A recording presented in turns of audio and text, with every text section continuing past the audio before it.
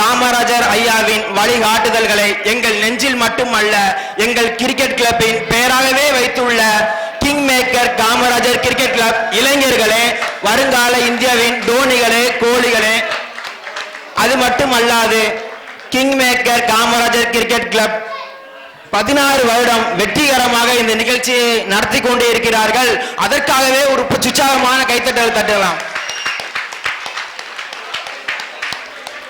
பட்டிமன்றத்தை கண்டு ரசிக்க வந்திருக்கும் பெரியோர்களே, தாய்மார்களே, சிறியோர்களே, இளைஞர்களே, ஒளியும் ஒளியும் அமைத்துக் கொண்டிருக்கின்ற ராஜலட்சுமி ஆடியோஸ் உரிமையாளர்களே மற்றும் லைவ் டெலிகாஸ்ட் எங்களுக்கு செய்து கொண்டிருக்கின்ற ஒளிப்பதிவாளர்களே, உங்கள் அனைவருக்கும் என் மாலை வணக்கத்தை தெரிவித்துக் கொள்கிறேன்.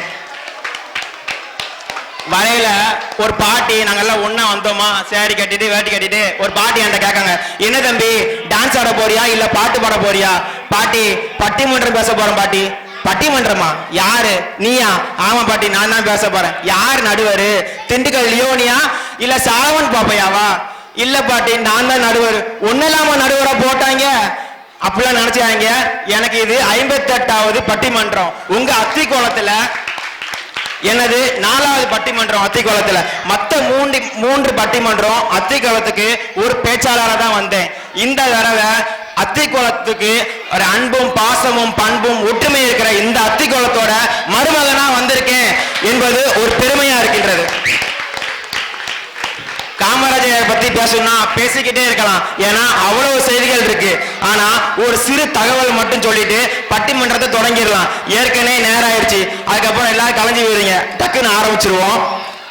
காமராஜர் பார்க்க அவர் நண்பர் பரமக்குடியிலிருந்து வராரு. கூடவே ஒரு மாணவன் ஐயா துரை அப்படிங்கிற மாணவனை கூட்டு வராரு ஐயா வீட்டுக்கு. உடனே ஐயா கேட்காரு, என்ன அந்த மாணவனை கூட்டு வந்திருக்க அப்படின்னு சொல்லி கேட்டோடனே அவன் சொல்றாரு, லீடர் லேபர் அசிஸ்டன்ட் அப்படிங்கிற ஒரு பாடப்பிரிவு இருக்கு, அந்த பாடப்பிரிவுல இந்த பையனுக்கு ஒரு சீட்டு வேணும் அப்படின்னு சொல்லி கேட்காரு.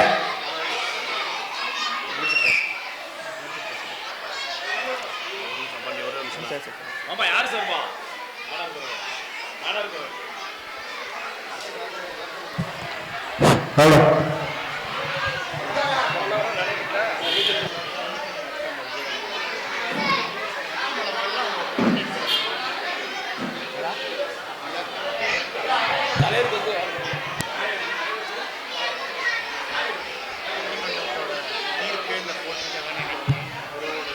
கடந்த வாரம் அத்திக்குளம் நாடார் பேரவையின் சார்பாக நடைபெற்ற அன்னதான விழாவினை சிறப்பித்த அத்திக்குளம் இந்து நடார் உறவுமுறை தலைவர் அவர்களுக்கு திரு ராஜபாண்டிய நடார் அவர்கள் பொன்னாடை பொருத்தி கௌரவிப்பார். அடுத்ததாக செயலாளர் ஏ செந்திக்கலை நாடார் அவர்களுக்கு திரு எஸ் செல்வம் அவர்கள் பொன்னாடை பொருத்தி கௌரவிப்பார். அடுத்ததாக பொருளாளர் ஊனா திருப்பதி நாடார் அவர்களுக்கு திரு ஏ பாலகிருஷ்ண நாடார் அவர்கள் பொன்னாடை பொருத்தி கௌரவிப்பார். அடுத்தபடியாக அத்திக்குளம் இந்து நடார் உறவுமுறை கணக்கு பிள்ளை திரு கோபிகிருஷ்ணன் அவர்களுக்கு இந்த பொன்னாடையை ராஜபாண்டிய நடார் அவர்கள் அணிவிப்பார்கள்.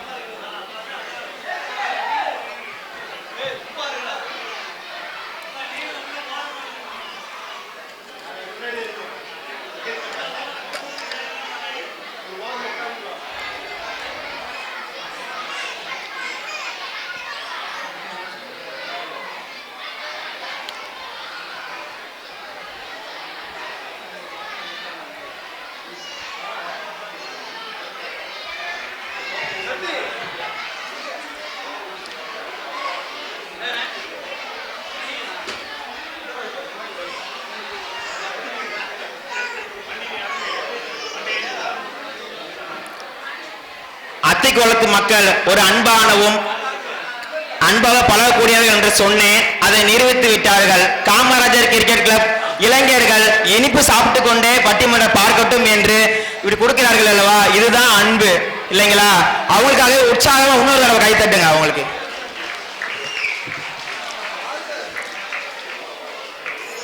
காமராஜரை பார்க்க அவர் நண்பர் பரமக்குடியிலிருந்து அவர் பார்க்க வாராரு. கூடவே ஐயா துரை அப்படிங்கிற ஒரு மாணவனை கூட்டு வராரு. ஐயா கேட்காரு, ஏன் இந்த மாணவனை கூட்டு வர அப்படின்னு சொல்லி கேட்டோன்னே ஐயா அந்த நண்பர் சொல்றாரு, இவனுக்கு லேபர் அசிஸ்டன்ட் அப்படிங்கிற ஒரு பாடப்பிரிவில் இவனுக்கு ஒரு சீட்டு வேணும் அப்படின்னு சொல்லி நண்பர் கேட்காரு. அதுக்கு எதுக்கு ஏண்ட வந்த, அந்த கல்வி நிறுவனத்துக்கு போக வேண்டியதானே அப்படின்னு சொல்லி ஐயா கேட்காரு. அந்த கல்வி நிறுவனத்துக்கு போனேன். அங்க 23 இவன் மதிப்புக்கு 23வது சீட்டு தான் கிடைக்கும். ஆனா ஒதுக்கப்பட்ட சீட்டுங்கிறது 20 சீட்டு தான். இந்த பையனுக்கு சீட்டு கிடையாது அப்படின்னு சொல்லிட்டாங்க அப்படின்னு சொல்லிட்டாரு. உடனே அதுக்கு நான் என்ன செய்ய முடியும் அப்படின்னு காமராஜையா கேட்காங்க. இல்ல நான் சேர்த்தீங்க நல்லா இருக்கும் அப்படின்னு சொல்லி ஒரு நண்பர் சொல்றாரு. நான் தான் யாருக்கும் சிபாரிசு பண்ண மாட்டேன்னு உனக்கு தெரியும்ல, அப்ப எதுக்கு நீ ஏன்டா கேட்க அப்படின்னு சொல்லி ஐயா சொல்றாரு. உடனே நண்பர் சொல்றாரு, நீங்க யாருக்கும் சிபாரிசு பண்ண மாட்டீங்கன்னு எனக்கு தெரியும்.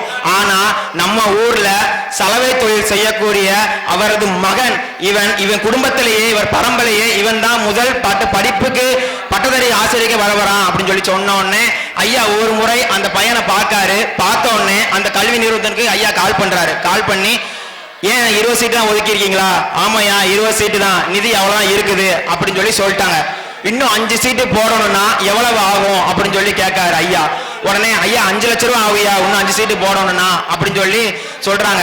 உடனே ஐயா அந்த நிதியை முதலமைச்சர் நிதியில இருந்து எடுத்து ஒதுக்கி இன்னும் 5 சீட்டு போடுங்க அப்படின்னு சொல்லி ஐயா சொல்றாரு. உடனே அந்த பையன் சொல்றாரு, உனக்கு மதிப்புக்கு 23வது சீட்டு கிடைக்கும், உனக்கு முன்னோடியில 2 பேத்துக்கும் சீட்டு கிடைக்கும், உனக்கு அடுத்து உள்ள சீட்டு 2 பேத்துக்கும் சீட்டு கிடைக்கும். இது வல்ல அவர் தலைவர் சொல்றதுக்கு. அதுக்கு அடுத்து ஐயா அந்த பையனை பார்த்து தோள்ல கை வச்சு ஒன்று சொன்னாரு. அதுதான் அவர் இன்னும் கல்வி கண் திறந்த காமராஜர் ஏன் சொல்றோன்னு அந்த ஒரு வரியில தெரிஞ்சிடும். அந்த ஐயா துறை பையன் மேல தோல்ல கைய வச்சுட்டு, என் நண்பன் உன்னை கூட்டு வந்தான் அப்படிங்காக நான் அந்த சீட்டு தரல, நீ என் வீட்டு படி ஏறி வந்துட்ட அப்படிங்காக நான் உனக்கு சீட்டு தரல, நீ என்னிடம் பணிவாக நடந்து கொண்டாய் அதற்காக நான் சீட்டு தரல. இதுவரை இத்தனை ஆண்டுகளாக இத்தனை காலங்களாக இத்தனை பரம்பரையாக வண்ணா மகன் என்று சொல்லிட்டு இருக்கிற ஒன்ன இனிமேல் மெடிக்கல் ஆபீசரின் மகன் என்று சொல்ல வேண்டும் என்ற காரணத்துக்காக தான் இந்த சீட்டு தாரேன் என்று ஐயா சொன்னார். இப்ப காலத்துல எல்லாம் அப்படியா இருக்குது, போட்ட காசை போட்டா எடுக்கணும். ஆட்சி பதவிக்காகவும் காசுக்காகவும் ஆட்சி செய்கின்ற இன்றைய காலம். அந்த காலத்தில் ஐயா தன்னை இழந்தாவது ஏழை மக்கள் நல்லா படிக்கணும் அப்படிங்காக பாடுபட்டார். அப்படி ஒரு கல்வி கண் திறந்த காமராஜரோட பிறந்தநாளை இன்னிய பட்டிமன்றம் ஏற்பாடு செய்து கொடுத்த எங்கள் ஆசான் கோபி சார் அவர்களுக்கு மிக்க நன்றியை தெரிவித்துக் கொள்கிறோம். இந்த நேரத்தில் பட்டிமன்றம் துவங்கிடலாம். அருமையான தலைப்பு, மனிதனின் மகிழ்ச்சியாக இருப்பதற்கு காரணம் சொத்தா சொந்தமா. இங்கிட்டு சொந்தம்னு பேச வந்திருக்காங்க, இங்கிட்டு சொத்துன்னு பேச வந்திருக்காங்க. சொத்துன்னு வச்சுக்கிட்டீங்களேன், இப்ப பணம் இல்லாம இந்த உலகத்துல எதுவுமே இல்லை. நம்ம ரோட்ல 4 பேர் திரும்பி பார்க்கணும்னா கூட ஒண்ணு பைத்தியக்காரனா இருக்கணும், இல்லைன்னா பணக்காரனா இருக்கணும் இல்லைங்களா? அழகான ஒரு பாட்டு வைத்தாங்க, சிரிப்பவன் அழுவதும் அழுதவன் சிரிப்பதும் பணத்தால் வந்த நிலைமையரா, கையிலும் பையிலும் ஓட்டம் இருந்தால் கூட்டம் இருக்கும் உன்னோடு, தலைகளை ஆட்டும் பொம்மைகள் கூட தாளம் போடுது பின்னோடு, காசேதான் கடவுளப்பா அந்த கடவுளுக்கும் இது தெரியும் அப்பா, கைக்கு கை மாறும் பணமே உன்னை கைப்பற்ற நினைக்குது மனமே, நீ தேடும் போது வருவதுண்டோ விட்டு போகும் போது சொல்வதுண்டோ அப்படின்னு இவங்க பேச வந்திருக்காங்க. இந்த பக்கம் சொந்தம் தாங்க இல்லைங்க, என்னங்க பணம் இன்னைக்கு வந்தா நாளைக்கு வராது, நாளைக்கு வந்தா நாளை கழிச்சு வராது, சொந்தம் தாங்க என்னைக்கு நிரந்தரம் அப்படின்னு சொல்லி இவங்க இப்ப இவங்களுக்கு ஒரு பாட்டு பாடிட்டு இவங்களுக்கு ஒரு பாட்டு பாட நல்லா இருக்காதுல்ல?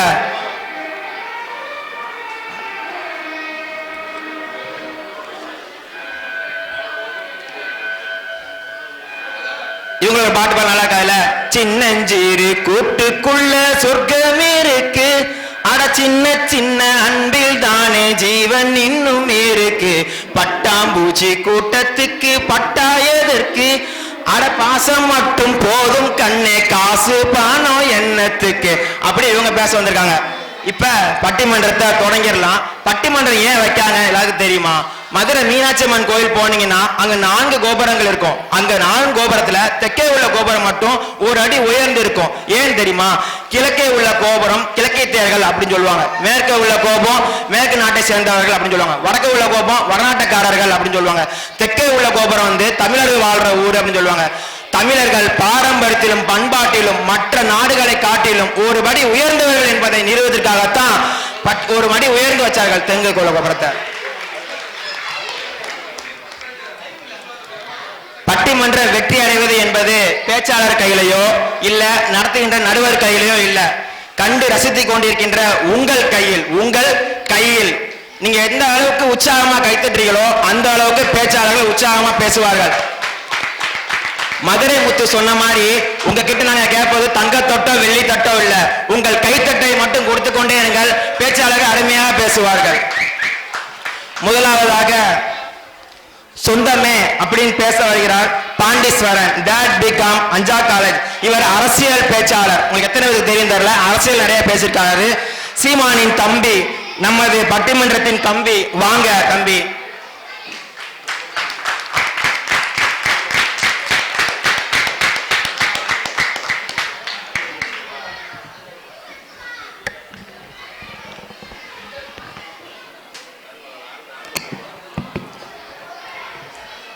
கனியிட ஏறிய சுளையும் முற்றல் கலையிட ஏறிய சாரும் பனிமலர் ஏறிய தேனும் காய்ச்சி பாகிட ஏறிய சுளையும் நனி பசுப்பொழியும் பாலும் தென்னை நல்கிய குளிர் இளநீரும் இனியன என்பேன் எனினும் அதனினும் இனிதான தமிழை என் உயிர் என்பேன் கண்டீர். தேடி சோறு நிதம் நின்று பல சின்னஞ்சிறு கதைகள் பேசி மனம் பாடி துன்பமிக உழன்று பிறர் வாட பல செயல்கள் செய்து நிறை கூடி கிள பருவம் எய்தி கொண்டும் கூற்றுக்கு இறை என பின் மாயும் பல வேடிக்கை மனிதரை போல நானும் வீழ்வேன் என்று நினைத்தாள் என்ற பாரதியின் வைர வரிகளை முன்வைத்து கல்வி கண் திறந்த கர்ம வீரர் காமராஜர் பிறந்த நாளை முன்னிட்டு இந்த அருமையான ஒரு பட்டிமன்றத்தை சீரும் சிறப்புமாக நடத்தி கொண்டிருக்கும் கிங் மேக்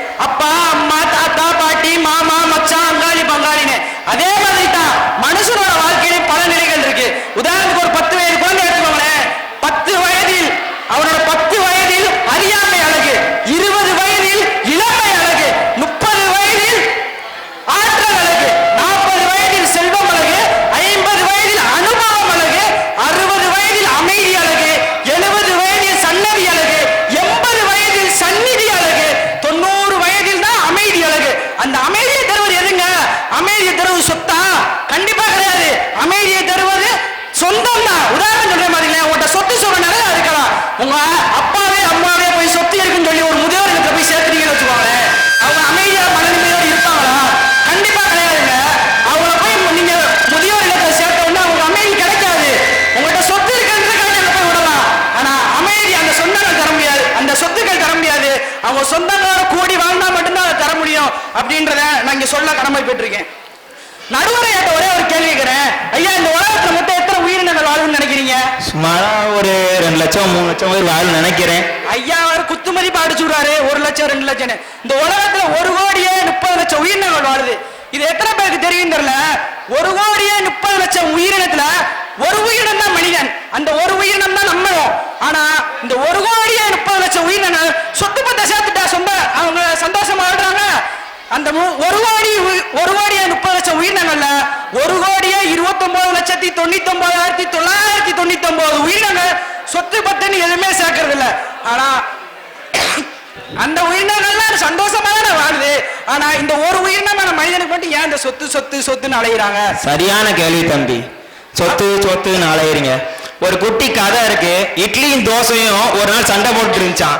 இட்லி கேட்டுச்சான், இல்லையே நீ ஒரு கரண்டி தான், நானும் ஒரு கரண்டி தான், ஏன் விலை மட்டும் ஏன் 5 ரூபா, உன் விலை மட்டும் ஏன் 30 ரூபா அப்படின்னு சொல்லி இட்லி தோசைகிட்ட கேட்டுச்சான். உடனே தோசை சொல்லிச்சான், நீ யாருக்கும் பிரோஜனம் இல்லாம பணம் காசு அப்படின்ட்டு தனக்குள்ளே வாழ்ந்துகிட்டு இருந்த, நான் அப்படி கிடையாது, உறவு குடும்பம் அப்படின்னு சொல்லி விரிஞ்சு வாழ்றேன் இந்த உலகத்துல, அதனாலதான் என் மதிப்பு அதிகம் அப்படின்னு சொல்லி தோசை இட்லிகிட்ட சொல்லிச்சான். இதெல்லாம் வெளியே சொன்னா எப்படி கைத்தட்டுவாங்க? நீங்க இங்க பாத்துக்கிட்டே இருக்கீங்க. நல்லா கைத்தட்டுங்களேன் ஒரு முறை உற்சாகமா. நல்லா கைத்தட்டுனா ஒரு சொட்டு ரத்தம் ஊருங்கிறது சயின்ஸ். நல்லா கைத்தட்டுங்க, ஆசிரியர் பக்கமே போக வேண்டாம். நீங்க பேசுங்க தம்பி. இதைத்தான் கவிஞர் வைரமுத்து கூட அழகா ஒரு வழியில சொல்லியிருப்பாரு. இந்த உலகத்துல எதுவெல்லாம் கடைசியா வருதோ அதுவெல்லாம் ஆதிக்கம் செலுத்துது அப்படின்னு சொல்லியிருப்பாரு. அது மாதிரிதான் இந்த 1,30,00,000 உயிரினங்கள்ல கடைசியா வந்த உயிரினமும் மனிதன் தான். இந்த உலகத்துல கடைசியா வந்தது சாதியும் மதங்களும் கலவரங்களும் தான். அதுதான் இப்ப ஆதிக்கம் செலுத்துது. இந்த உலகத்துல கடைசியா வந்த மொழி ஹிந்தி, அந்த மொழி தான் ஆதிக்கம் செலுத்துது. இந்த உலகத்துல கடைசியா வந்த உயிரினம் மனிதன், அவன் தான் ஆதிக்கம் செலுத்தினான். அப்ப அதுக்கு பாரதி ஒரு பாட்டு பாடியிருக்காரு பாருங்களேன். காக்கை குருவி எங்கள் சாதி, நீர் கடலும் மலையும் எங்கள் கூட்டம், நோக்க நோக்க களியாட்டம், நோக்கும் திசையெல்லாம் நாமின்றி வேற இல்லைங்க. அவன் சொந்தக்காரனை மட்டும் சொந்தமா பார்க்கல, காக்கை குருவி என் சொந்தம், கடலும் மலையும் என் சொந்தம் அப்படின்னு பார்த்துக்கிட்டு இருக்க பார்த்த காலம் வந்து பாரதியோட காலம். ஆனா இப்ப இருக்க காலத்தை பாருங்களேன், எதிரணியினர் தான் சொந்தக்காரன் மாமா மச்சானே தேவையில்லை, சொத்து சொந்தம் தேவை இங்க வந்து உட்கார்ந்து இருக்காங்க. இந்த சொத்து சுகத்துல சொந்த பந்தத்தை விட அதிகமான சுகம் இருக்கு. அந்த சொந்த பந்தத்துல முக்கியமான ஒரு உறவு அப்படின்னு பாத்தீங்கன்னா அது அம்மா அப்பா உறவு தாங்க. இப்ப நம்ம பட்டிமன்றத்துல உட்கார்ந்துருக்கோம், உட்கார்ந்து பட்டிமன்றம் பேசிட்டு எந்திரிச்சு முடிச்சு போகும்போது பாத்தீங்கன்னா தெரியாம முட்டியில சேர் இடிச்சிடும். உடனே நம்ம என்ன செய்வோம், அம்மா வலிக்குதே அப்படின்னு தான் கத்துவோம். அதுக்கு அம்மா அப்படின்னு வலிக்குதுன்னு கத்துறோம். அதே மாதிரி ஒரு வேலை ரொம்ப நாள முடியாம இருக்கு, அந்த வேலையை நம்ம எப்படியோ கஷ்டப்பட்டு முடிச்சிட்டோம் அப்படின்னா அப்பாடா முடிஞ்சிருச்சு அப்படின்னு சொல்லணும். எதுக்கு நம்ம அப்பா அப்படின்னு அந்த இடத்துல கூப்பிடுறோம்? அப்ப அம்மா அப்பாவுக்கு ஏதோ ஒரு தொடர்பு இருக்குல்ல இந்த இடத்துல. ஏன் அப்படின்னா நீங்க வந்து உங்க அம்மாவோட வயிற்றுல கருவாகி உருவான நாள் முதல் அவள் அனுபவித்த அத்தனை வழிகளையும் நீங்களும் சேர்ந்து அனுபவித்த ஒரு காரணத்தினால்தான் ஏதாவது ஒரு இடத்துல போய் நீங்க இழிச்ச உடனே அம்மா வலிக்குது அப்படின்னு நீங்க சொல்றீங்க. ஆனா எதிரிங்கிட்ட போய் கேளுங்களேன், எங்கேயா போய் இடிச்சிட்டோம்னா அம்மா வலிக்குது கத்த மாட்டாங்க, சொத்து வலிக்குது, தங்கம் வலிக்குது, நிலம் வலிக்குது அப்படின்னு கத்துவாங்க. கிடையாதுங்க. மனுஷனா பண்ண எவனாலும் எதுல இடிச்ச உடனேனாலும் வலி அப்படின்னு வந்த உடனே நினைவுக்கு ஒரு முதல் உறவு அம்மா அப்படின்னா அது மிகையாதுங்க. அடுத்தது அப்பா பாத்தீங்கன்னா ஏதாவது ஒரு வேலையை செஞ்சு முடிச்சோன்னே அப்பாடா முடிஞ்சிருச்சு. அதையா சொல்றோம் அப்படின்னா உங்க குடும்பத்துக்காக முதல்ல இருந்து கடைசி வரைக்கும் தான் உழைப்பை வேர்வை மூலம் ஒவ்வொரு துளியாக சிந்தி சிந்தி குடும்பத்தை கரையேற்றும் ஒவ்வொரு தகப்பனும் படும் கஷ்டத்தை நாமும் அனுபவித்து அந்த ஒரு விஷயத்தை செஞ்சு முடிச்சிட்டோம் அப்படின்னா அப்ப கடுமையான உழைப்பு அடையாளம் யாரு? அப்பா. உடனே அப்பாடா முடிஞ்சிருச்சு அப்படின்னு சொல்லி அந்த நேரத்துல அப்பாவை நம்ம நினைவு கூறணும் அப்படின்னா இந்த இந்த இந்த இந்த மாதிரி அம்மாவை அப்பாவையும் எதிர்பாராத சமயங்களை கூட நினைவுக்கு வர்ற ஒரு இனம்னா அது தமிழ் இனம் மட்டும்தாங்க. இந்த அம்மா அப்பா இந்த சொல்லுக்குள்ள பொருளை நீங்க புரிஞ்சுக்கிட்டீங்க அப்படின்னா இந்த சொந்தத்துக்குள்ள பொருளையும் நீங்க ஈஸியா புரிஞ்சுக்கலாம். அம்மா அப்படின்ற வார்த்தை முதல்ல எப்படி வந்துச்சுன்னு தெரியுமா?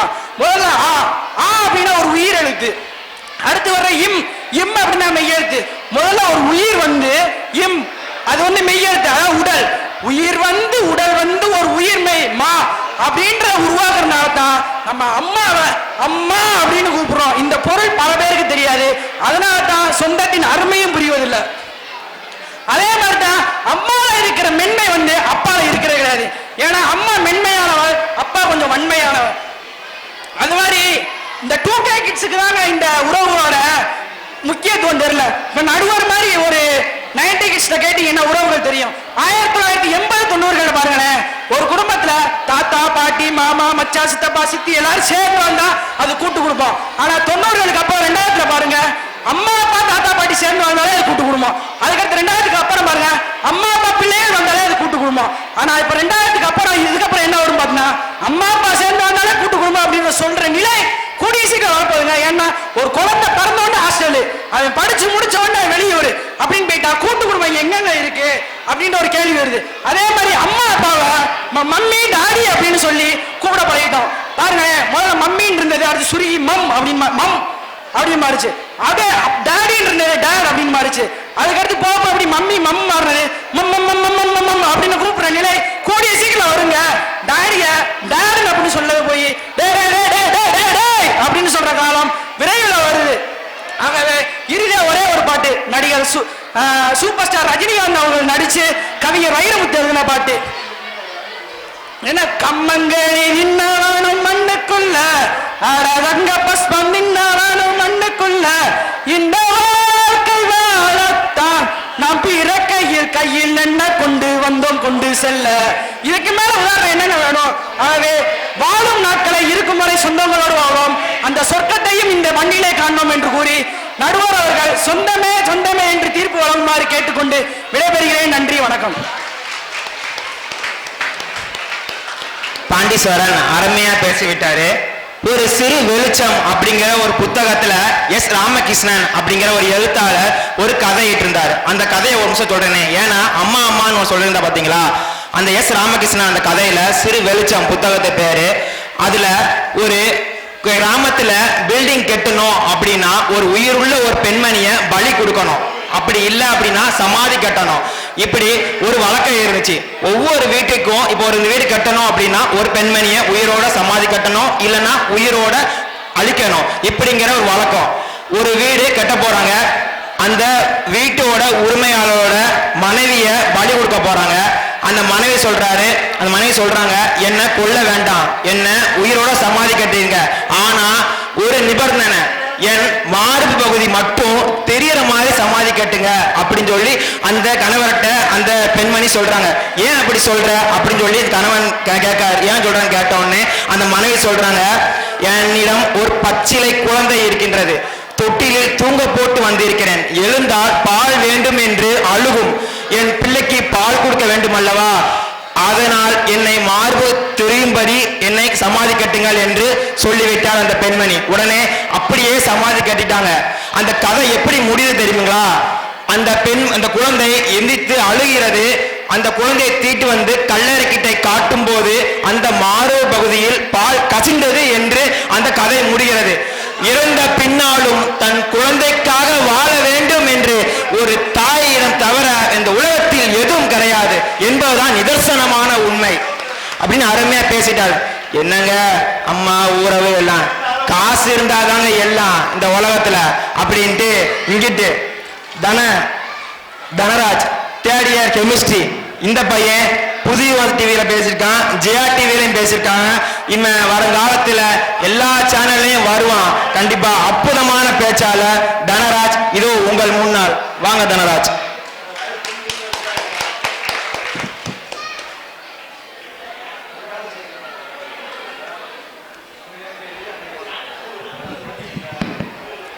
கம்பன் கைகளில் தவழ்ந்து வள்ளுவன் வாக்கினில் வளர்ந்து கண்ணதாசன் காதலியாய் உனக்குள் நானாய் எனக்குள் நீயாய் நமக்குள் நாமாய் வித்தாக பிறந்திட்ட சத்தான தமிழுக்கு முத்தான முதல் வணக்கம். மேடையில் இடமில்லாத காரணத்தினால் கீழே வீற்றிருக்கும் என் தாய் உறவை போன்றிருக்கக்கூடிய உங்கள் அனைவருக்கும் என்னுடைய வணக்கத்தை தெரிவித்துக் கொள்கின்றேன். ஐயா, தலைப்பு என்னங்கய்யா? தலைப்பு தெரியாமையா பட்டிமன்றம் வந்த? என்னென்னமோ சொன்னையா உன்ன பாண்டி பேசுனதுக்கு கேட்டதுக்கு அப்புறம் எனக்கு தலைப்புல ஒரு சின்ன பயம் ஏற்படுது. மனநிறைவான வாழ்க்கையை தருவது சொத்தா சொந்தமா அப்படிங்கறதானே? ஆமா. அவர் என்ன சொல்றாரு பாருங்க, சொத்து. உங்களுக்கு ஒரு விஷயம் சொல்லட்டுமா? பாண்டியன் இருக்கார்ல, அவரு தனியா இன்ஸ்டாலையும் யூடியூப்லயும் ஒரு அக்கவுண்ட் வச்சிருக்காரு. அந்த அக்கவுண்ட்ல பூரா என்ன செய்யறாரு தெரியுமா? ஐயா வாங்க, அம்மா வாங்கன்னு சொந்தத்தை சேர்க்கல, அவரு பேசி பேசி பேசி யூடியூப்லயும் இன்ஸ்டாலையும் போட்டு சம்பாதிச்சிட்டு இருக்காரு. என்ன தம்பி அப்படியா செய்றீங்க? இங்க வந்து என்னென்னமோ பேசுனீங்களேயா? ஆனா செய்யறது வேற, இங்க சொல்றது வேற ஐயா. அதனாலதான் எனக்கு இந்த தலைப்புல கொஞ்சம் சந்தேகம் வருதுன்னு சொல்றேன். அங்க வந்துகிட்டு அவர் சொல்றாரு, என்னென்னமோ சொல்றாரு, நான் வந்துட்டு எனக்கு அடிபட்டுச்சுன்னா சொத்து சொத்துன்னு கத்துக்கணும். என்னங்கய்யா இதெல்லாம் கொஞ்சம் நியாயமா இல்லையா? ஒரு வரமுறை வேணாமா என்ன பேசுறோம்னு? அதானே நாங்க என்ன சொல்றோம்? சொத்து சொந்தமே வேணாம்னு சொல்றோமா? அம்மா வேணாம், அப்பா வேணாம், சித்தப்பா வேணாம், மாமா வேணாம், யாருமே வேணாம்னு சொல்றோமா? எல்லாமே வேணும்யா. ஆனா சந்தோஷமா இருக்கிறது எப்ப இருப்போம்? கையில 4 காசு இருந்தாதான் சந்தோஷமா இருப்போம். அது எப்படி வரும்? நிறைய விஷயங்களை கத்துக்கிடும் போதுதான் வரும். உண்மைங்க. பணம் இல்லாம இந்த உலகத்துல எதுவுமே இல்லை. என்ன கூட மாப்பிள்ளை பார்க்கும் போது என்னங்க, பையன் நல்லா வாழ வைக்கானா, கடை வச்சுக்கானா, சம்பாதிக்கானா பார்த்தாங்க. நல்ல குடும்பத்தோட ஒத்துமையா இருப்பான், அன்பா இருப்பான், நான் பொண்ணு கொடுத்தாங்க. அதோட பெருசு இல்லைங்க. இப்பெல்லாம் கவர்மெண்ட் மாப்பிள்ளை வேலையாங்க. எங்க ஓடுது? நான் கவர்மெண்ட் வேலைக்கு போக முடியுமா? பேசுற தம்பி பேசிட்டாரு, உறவுன்ட்டு பணம் தான் இங்க பெருசு. ஐயா நடுவர் அவர்களே, அவர் பேசும்போது ஒரு வார்த்தையை கவனிச்சீங்களா? இல்லையா? என்னையா? நீர் எதைத்தான் கவனித்தீர்கள் நடுவர் அவர்களே? அவர் என்ன சொன்னாருன்னா இறுதியா சொல்லி முடிக்கும் போது சொல்றாரு, நீங்க மட்டும் எங்களுக்கு சரியா தீர்ப்பு சொல்லிட்டீங்கன்னா ராஜபாளையம் பக்கம் வாங்க, உங்களை கவனிக்கிறோம்னு சொல்றாரு. ராஜபாளையம் வாங்கவா? இன்னியா செய்ய போற? ராஜபாளையத்துல எது ஃபேமஸ் தெரியுமா நடுவர் அவர்களே? நாய்க்கு. நீங்க சரியா எங்க பக்கம் தீர்ப்பு சொல்லாட்டி உங்களை நாய்களை வைத்து கடிக்க வைப்போம் என்று அவர் சொல்லி இருக்கிறார். நாய் வைத்து கடிக்க வைப்போம் சொல்ல இல்ல நாய் சொன்னியாயா? விட்டாங்க சொல்லியிருப்பாரு, நீங்க தான் கவனிக்கல. ஐயா இந்த கிங் மேக்கர் கிரிக்கெட் கிளப் அணிக்கு முதலாவதாக நன்றி சொல்ல கடமைப்பட்டிருக்கேன். எத்தனையோ விடயங்கள்ல மக்களினுடைய மோகம் குறிஞ்சு போயிருந்தாலும் அவர்கள் எல்லாம் அழைத்து வந்து ஒரு பேச்சுக்குள் கேட்க வைக்கணும்னு நினைச்சாங்கல்ல, அதற்காகவே அவருக்கு நம்ம நன்றி சொல்லணும் இந்த இடத்துல. Check check check. பாத்தீங்களா நான் இப்ப என்ன சொன்னேன்னு? சொந்தம் சொந்தம்னு கேட்கல, செக்கு செக்குன்னு இப்ப கூட பணத்தை பத்தி தான் நான் பேசினேன். இப்படி உதாரணத்தை யாருமே சொல்லிருக்க மாட்டான் இந்த உலகத்துல, ஒன்ன தவிர. நடுவர் அவர்களே, சொந்தமே பேசுறாங்கல்ல அந்த 3 அணியும், அந்த 3 பேரையும் கூப்பிட்டு, இதோ நம்ம இன்னைக்கு அத்திக்குளத்துல வந்திருக்கோம், ஆண்டாளு போட்டையும் பஞ்சாமரத்தையும் கொடுத்து விடுங்களேன், வாங்கிக்கிறாங்களான்னு பாப்போம். அது எப்படி வாங்குவாங்க? அவங்க எதுக்காக வந்திருக்காங்க? காசுக்காக. அப்படி சொல்லுங்க, புரிஞ்சிருச்சா? இப்பவே பாதி பக்கம் புரிஞ்சாயா உங்களுக்கு? காசுக்காக வந்திருக்க, ஏதோ சொந்தம் பந்தம் பேசுற. நடுவர் அவர்களே, நமக்கு சொந்தம் தான் முக்கியம் என்று இன்றைக்கு பலர் நினைத்திருந்தால் முதியோர் இல்லம் என்ற ஒன்று தமிழ்நாட்டிலேயே வந்திருக்காது. அதானுங்க உண்மை. முதியோர் இல்லம்ங்கிற ஒண்ணு வந்திருக்காதுல்ல. அதே மாதிரி இங்க இருக்கக்கூடிய தமிழர்கள் வெளிநாட்டுக்கு பறந்தும் போயிருக்க மாட்டாங்கல்ல. எல்லாரும் எதுக்குயா போனா? எதுக்கு போனா? எல்லாம் பணம் வேணியா? பணம் இருந்தா பணம் கூட வாயத்திறக்குன்னு சும்மாவா சொன்னாங்க? எங்க கையில கை நிறைய வளையல் மோதிரம் போட்டுட்டு பந்திக்கு போய் உட்காருங்களேன், கூட 2 கரண்டி கறி எக்ஸ்ட்ரா வைப்பான். அதான உண்மை. தட்டுல சாய் போடும்போது தட்டுல 5 ரூபாய் போட்டாதான் விபூதியே காட்டுறான். அப்படியே பாட்டு போ, எதுக்கு வந்த அப்படிங்க கோயில். ஆமா நடுவர் அவர்களே, அதிக வளையல் போட்டிருந்தாலும் கூட 2 கறி வைக்கிறான். அதனாலதான் சொன்னாங்க பணம் பந்தியிலே குணம் குப்பையிலேன்னு. பின்ன இதெல்லாம் புரியாம சொந்தம் சொந்தம் வந்து சொல்லிக்கிட்டு இருக்கீங்க. ஏங்க கோவலன் கிட்ட காசு இல்லையா? இருந்துச்சுல. எவ்வளவு பெரிய குடும்பத்தை சேர்ந்தவன், கண்ணகிட்ட காசு இல்லையா? எப்படி கஷ்டப்பட்டு எப்படி இறந்து போனாங்க? மதுரையே பத்தி எரிஞ்சிச்சா இல்லையா? கண்ணகி இன்னைக்கு சிலையா நிக்கிறாள்.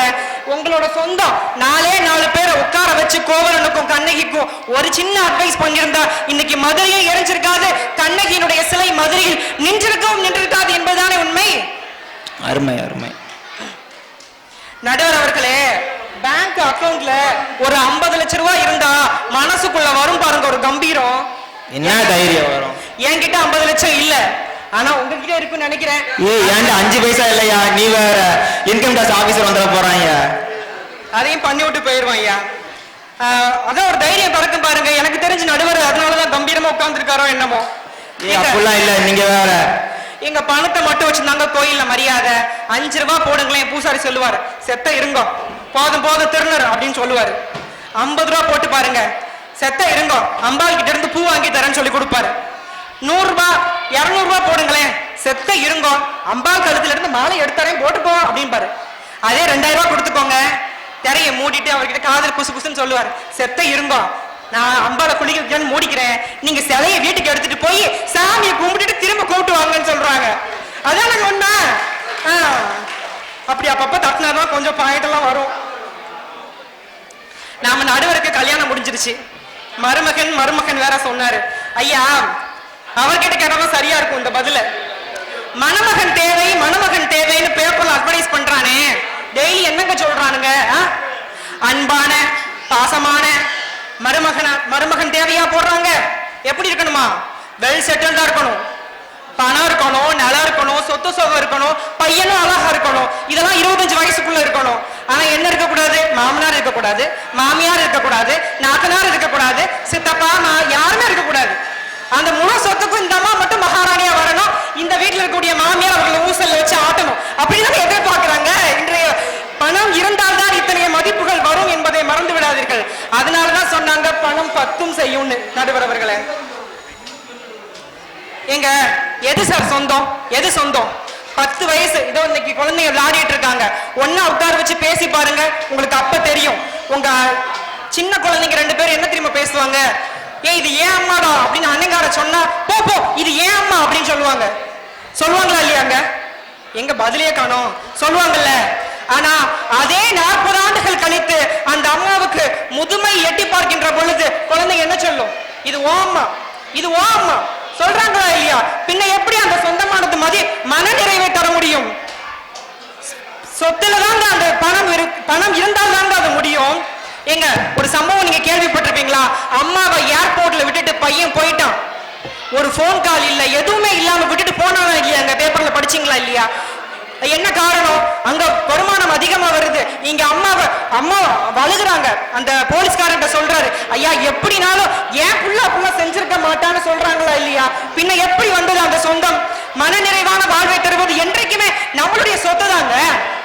அதானங்க உண்மை. இன்னும் நிறைய சொல்லிட்டே போலாங்க. அவர் நிறைய சொன்னாரு.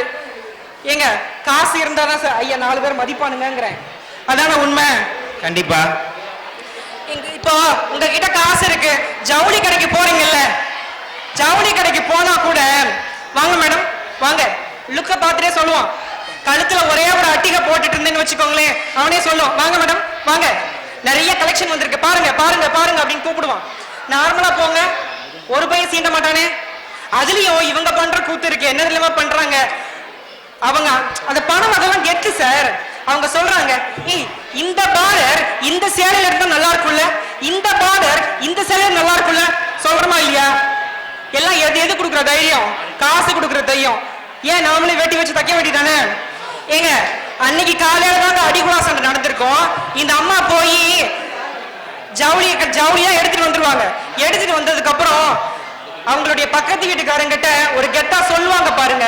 எப்படிலாம் சொல்லுவாங்க தெரியுமா? அந்த அம்மா எனக்கு என்ன வேலை பார்த்துட்டு இருக்கும், இவங்களே ஆரம்பிப்பாங்க, புதுசு கட்டினா உறுத்துது இல்லக்கா அப்படிம்பாங்க. எப்படி புதுசுன்னா உறுத்துது இல்லக்கா அப்படிம்பாங்க. புதுசா அடியுது சாணி கலர்ல இருக்குன்னு அந்த அம்மா பதிலுக்கு சொல்லுவாங்க. ஒருவரை நாம் எவ்வாறு தீர்மானம் செய்கிறோம் என்றால் நம்மிடம் இருக்கக்கூடிய பணம் தான் தீர்மானம் செய்கிறது என்பதுதான் உண்மை. அதனால் தான் வள்ளுவர் சொன்னார், பொருள் அல்லவரை பொருளாக செய்யும், பொருள் அல்லதில்லை பொருள். சாதாரண விஷயமா இருந்தியா, ஆனா அப்ப கூட உங்ககிட்ட காசு இருந்தா 4 பேர் மதிப்பான்னு சொல்றாங்க. ஒரு மனுஷன் போய் பணத்தை பார்த்து சொன்னானா, ஒரு சாதாரண பேப்பர் நீ உனக்கு இவ்வளவு பெருசா, அதுக்கு பணம் சொல்லிச்சான். ஒரு சாதாரண காகிதம் தான் நான், ஆனா என் லைஃப்ல இதுவரைக்கும் ஒரு சின்ன குப்பை தொட்டியை கூட பார்த்தது இல்லைன்னு சொல்லிச்சான். ஆக இப்படி சொல்லி நிறைவு செய்கிறேன். எத்தனை செய்தாலும் மனநிறை எதிரணியில கடைசியா சொல்லி முடிக்கும் போது சொன்னாரு, நடுவர் அவர்களே, நம்ம விலங்குகளுக்கு மனநிறைவு கொடுக்கிறோமா இல்ல மனிதர்களுக்கு கொடுக்கிறோமா? எத்தனை உயிரினங்களை சொன்னாரு. மனுஷனை மட்டும்தான் நாம சொத்தை சார்ந்து இருக்கிறான், விலங்குகள் எல்லாம் அப்படியா இருக்குதுன்னு சொல்றாங்க. டாபிக் என்ன? விலங்குகளுக்கு மனநிறைவு தரவு தானே கொடுத்திருக்கீங்க. விலங்குகளுக்கு மனநிறைவான கொடுத்திருக்கோம் இல்ல இல்ல, அது தெரியாம எதிரில வந்து பேசிட்டு இருக்காங்க. ஆக இப்படி சொல்லி நிறைவு செய்கின்றேன். பணம் மட்டும்தான் மன நிறைவான வாழ்க்கையை தரும் என்று சொல்லி நல்ல வாய்ப்புக்கு நன்றி பாராட்டி இடம் சார்க்கிறேன். நன்றி, வணக்கம். தம்பி பேசணும்னு தான் கூட்டம் களை கட்டுது. அது தம்பிக்காகவா இல்ல பொங்கலுக்காகவா எனக்கு தெரியல. ஆனா கூட்டம் களை கட்டிருச்சு. ஓ கேசரியா, கேசரியா பொங்கல் இல்லையா? பணம் எவ்வளவு முக்கியம் இல்லையா பாத்தீங்களா? ஒரு சொந்தம் நம்மளை மதிக்கணும்னா கூட இப்பெல்லாம் பணம் தேவை. நீங்க சொந்தக்காரங்க நல்லா இருக்கீங்களான்னு கேட்டு பாருங்களேன். நல்லா இருக்கேன்னு சொல்லிட்டீங்கன்னு நினைச்சுக்கோங்க, அவங்க அன்னையில இருந்து நல்லா இல்லாம போயிருவாங்க. நீங்க நல்லா இருந்தீங்கன்னா அவங்க நல்லா இருக்க மாட்டாங்க, அவங்க நல்லா இருந்தா நீங்க நல்லா இருக்க மாட்டீங்க. ஏன்? பணம் பணம் தானுங்க முக்கியம் இந்த உலகத்துல அப்படின்னு சொல்லி தம்பி அழகா பேசிட்டு போயிட்டாரு. அதுக்கு அடுத்து தம்பிக்கெல்லாம் பதிலடி கொடுக்கணும் அப்படின்னா தனலட்சுமி அவங்களால தான் முடியும். பாப்பா வந்து பட்டிமன்ற பேச்சாளர் மட்டுமல்ல, சிறந்த நடன ஆசிரியர்.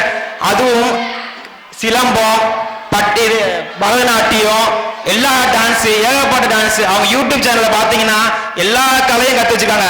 நான் கூட கேட்டேன், எப்படி பாப்பா இவ்வளவு கலையும் கத்து வச்சுக்கிறீங்க, என்னன்னே செய்ய, கலை தானே நமக்கு சோறு போடுது அப்படின்னு சொல்லி சொன்ன பாப்பா. வாங்க பாப்பா உங்க உற்சாகமான கரவொலியோட.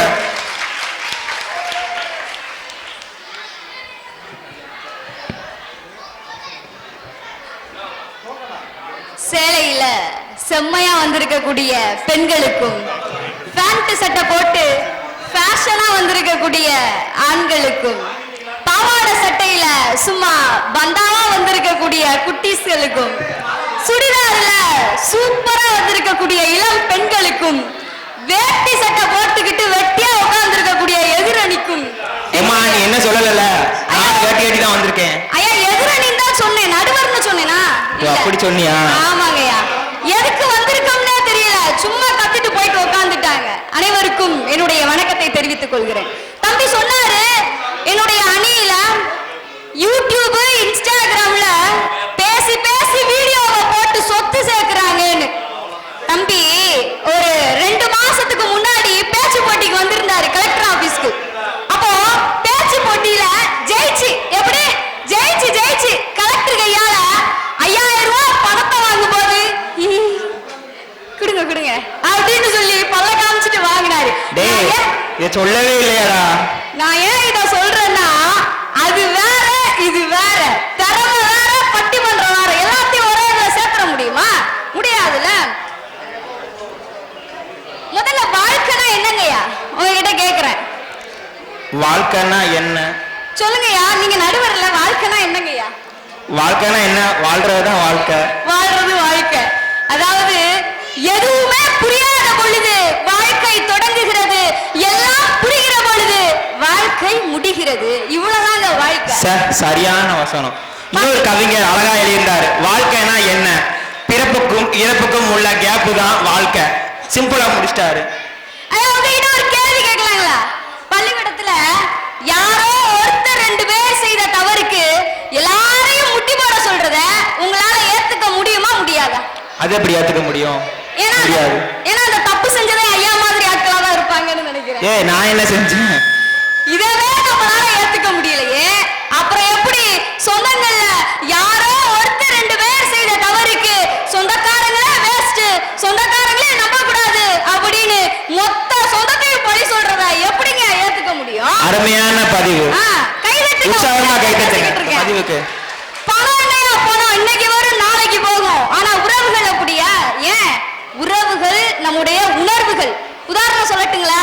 குடும்பத்துல சின்ன பிள்ளைங்களா விளையாண்டுகிட்டு இருக்கும் பொழுது யாராவது கீழே விழுந்துட்டாங்கன்னு வச்சுக்கோங்களேன், பார்த்து விளையாடுற பேராண்டின்னு பாட்டி ஓடி வருவா, அடியேதும் பற்றுச்சான அக்கா ஓடி வருவா, பெரிய அடி இல்லையேன்னு பெரியம்மா ஓடி வருவா, ஐயா விழுந்துட்டானா தங்கத்தால தாங்க முடியாதேன்னு தாய் தகப்ப ஓடி வருவாங்க. இப்படி போற உசுரா இருந்தாலும் போற விடாம தடுத்து நிறுத்த உறவுகளுடைய பாசத்தினால மட்டும்தான் முடியும். இப்படிப்பட்ட வாழ்க்கையை உங்க பணத்தினால கொடுத்துட முடியுமா? இல்ல வெறும் பணத்தை மட்டுமே வச்சு இப்படிப்பட்ட வாழ்க்கையை தான் உங்களால வாங்கி தர முடியுமா? முடியாது. நீங்க என்ன சொல்றீங்க? சொத்து இருந்தாதான் சொந்தம்னு நீங்க சொல்றீங்க, சொந்தம் தாயா பெரிய சொத்துன்னு நாங்க சொல்றேங்க. இதெல்லாம் கவிஞன் சிநேகன் கூட அழகா ஒரு பாடல் வரியில பேசியிருப்பார். என்னன்னா, சொந்தமுள்ள வாழ்க்கை சொர்க்கத்துக்கு மேல, சொத்து சுகம் ஏதும் வேண்டாம் ஐயா. பாத்தீங்க எவ்வளவு அருமையா பாடி இருக்கிறான்னு. உறவுகள்னா என்னன்னு நம்ம பிள்ளைகளுக்கு புரிய வைக்கணும். ரோட்ல ஒரு உறவு போறாங்க அப்படின்னா நம்ம பிள்ளைய கிட்ட, டேய் மகனே, நான்டா உங்க மாமன், உங்க அப்பா மானத்தை வாங்கினவன், இவர் தாண்டா உங்க தாத்தா, உங்க அப்பா தரக்குறவா பேசினவன், இவ தாண்டா உங்க சித்தி, நம்ம குடும்பத்தையே சின்ன பண்ண மாக்கினவ, இவங்களெல்லாம் சும்மா விட்டுறாதா அப்படின்னு சொல்லி வளர்த்தீங்கன்னா அவங்களுக்கு உறவுகளுடைய மதிப்புனா என்னன்னு தெரியாம போயிடுங்க. நம்ம பிள்ளைய கிட்ட உறவுகளுடைய குறைய சொன்னாலும் அவங்கள மாதிரி நீ இருக்காத, அவங்கள மாத்துறதுக்கு முயற்சி பண்ணு சொல்லி கொடுத்து வளர்க்கணும். அதுதானே சரியான வளர்ப்பா இருக்க முடியும். இன்னொன்னு சொல்லட்டுங்களா, கிராமத்துல பக்கத்து வீட்டுக்கார அக்கா குழம்பு கொடுக்கலன்னு கோச்சிக்கிட்டு போனாலும், கோச்சிக்கிட்டு போன அக்கா எனக்காவது ஒரு நாள் கடன்காரன் கொடுமைப்படுத்துறான்னு சொல்லி கண்ணீர் விட்டுட்டா போதும், 4 பேர்த்த பிச்சை எடுத்தாவது அந்த கடனை அடைச்சுவிடும் பக்கத்து வீட்டு சொந்தம். இத பெரும்பாலும் கிராமங்கள்ல தான் நம்மளால அதிகமா பார்க்க முடியும். கூட பிறந்தாதான் சொந்தம்னு கிடையாது. நீ மனசார மாமா, சித்தி, சித்தப்பா, பெரியப்பான்னு யார உறவு முறை பேரை சொல்லி கூப்பிட்டாலும் எல்லாரும் உனக்கு சொந்தம் தானே கிராம வாழ்க்கை புரிய வைக்குது. ஏன் பிரச்சனையை தீர்த்து வைக்க அவங்களுக்கு பணம்லாம் தேவையில்லை, நல்ல மனம் போதுங்க அவங்களுக்கு. இப்போ எங்க சொந்தக்காரங்களா எங்களுக்கு பிரச்சனைனா என்ன தெரியுமா பாட்டு பாடுவாங்க? Don't worry don't worry be happy, don't worry don't worry be happy. பாத்தீங்களா, நடுவரையோட பாட்டு பாடிட்டாரு. ஆனா உங்க சொத்து என்ன தெரியுமா பாட்டு பாடும்? ஹோங்குத்தமா எங்குத்தமா யார நான் குத்தம் சொல்ல அப்படின்னு முடிவே சொல்லாம நழுவிட்டு போயிருங்க உங்க சொத்து. இவ்வளவு ஏங்க மனுஷனுடைய மொத்த வாழ்க்கையையும் ஒரு கவிஞன் அழகா ஒரு பாடல் வரியில பாடிட்டு போயிட்டாரு. என்ன தெரியுங்களா? வீடு வரை உறவு, வீதி வரை மனைவி, காடு வரை பிள்ளை, கடைசி வரை யாரோ. பாத்தீங்களா, நல்லா கேட்டுக்கங்க பாட்ட. இந்த மொத்த வாழ்க்கையில வாழ்க்கைதான் வந்திருக்கே தவிர சொத்து வந்திருக்கா? இல்ல. ஏன் இல்ல? சொத்து நிரந்தரம் இல்லையா, அதனாலதான் சொத்து வரல.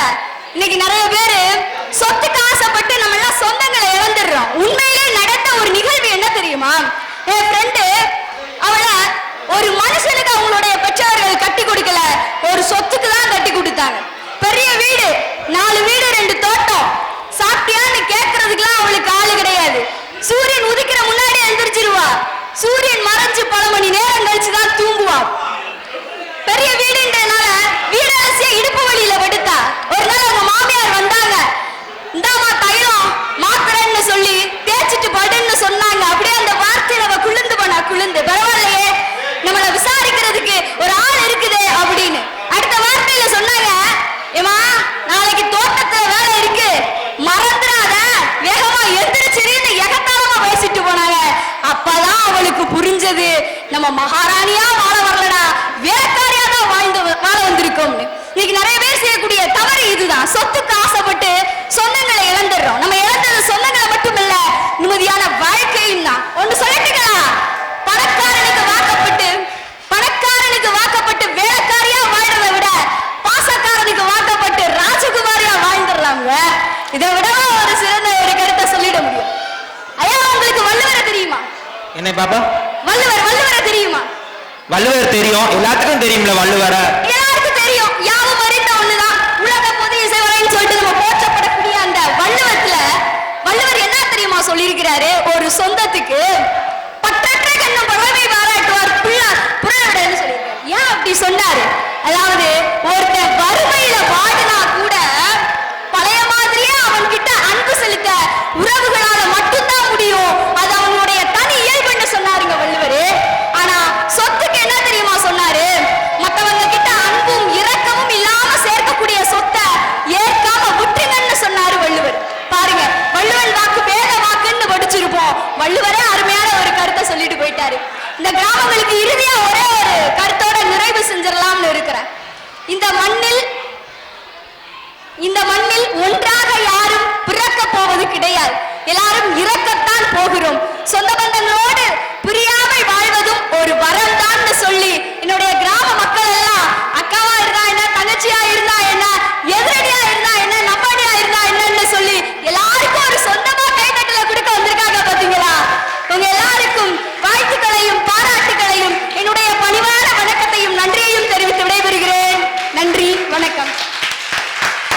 அருமையான பதிவு. பேச்சு என்பது வியாபாரத்துக்கான ஒன்றல்ல, சமூகத்தை மேம்படுத்துவதற்காக ஒன்று அப்படின்னு சொல்லுவாங்க. ஒரு நிதர்சனமான ஒரு உண்மையை சொன்னாங்க. உறவுகள் இப்ப குறைஞ்சிருச்சு அப்படின்னு சொன்னாங்க. கிராமத்துல மட்டும்தான் பார்க்க முடியுது, நகரத்துலலாம் இப்ப பார்க்க முடியல அப்படின்னு அருமையா சொன்னாங்க. உண்மையும் கூட. நம்ம பாட்டி தாத்தா காலத்துல எப்படி இருந்துச்சு? நாம் இருவர் நமக்கு மூவர் ஐவர் அப்படின்னு இருந்துச்சு.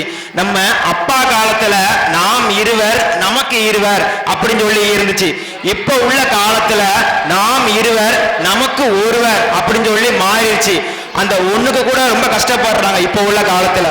ஒரு குழந்தை இருந்துச்சு அப்படின்னா இதே மாதிரி பொண்ணு வீட்லயும் ஒரே ஒரு பொண்ணு மட்டும் இருந்துச்சு அப்படின்னு வச்சுக்கோங்களேன், அந்த அவங்களுக்கு 2 பேருக்கும் பிறக்கக்கூடிய மகனுக்கு பெரியப்பாவும் பெரியம்மாவும் சித்தியும் சித்தப்பாவும் அத்தையும் மாமாவும் இருக்க மாட்டார்கள் என்பதுதான் நிதர்சனமான உண்மை. வருங்காலத்தில் அப்படி ஆகிவிடுமோ என்ற பயம் எல்லார் மனதிலுக்குள்ளும் இருக்கின்றது. பணம் பணம் என்று ஓடிக்கொண்டிருக்கிறோம். நாம் ஒரு முறை திரும்பி பாருங்கள், உறவுகளும் இருக்கின்றது என்று அற்புதமாக பேசிவிட்டார்கள். அருமையா ஒரு முறை அவன் கைத்தட்டிடலாம் அந்த பாப்பாக்கு. இவங்களுக்கெல்லாம் பேசணும்னா எதிர்த்து பேசுறதுக்கு என்னுடன் கிட்டத்தட்ட 38 பட்டிமன்றம் என்னுடன் பேசிய ஒரு பேச்சாளர், அருமையான பேச்சாளர், சரவெடி போல வெடிக்கும் ஒவ்வொரு பேச்சும். வாங்க கார்த்தியா.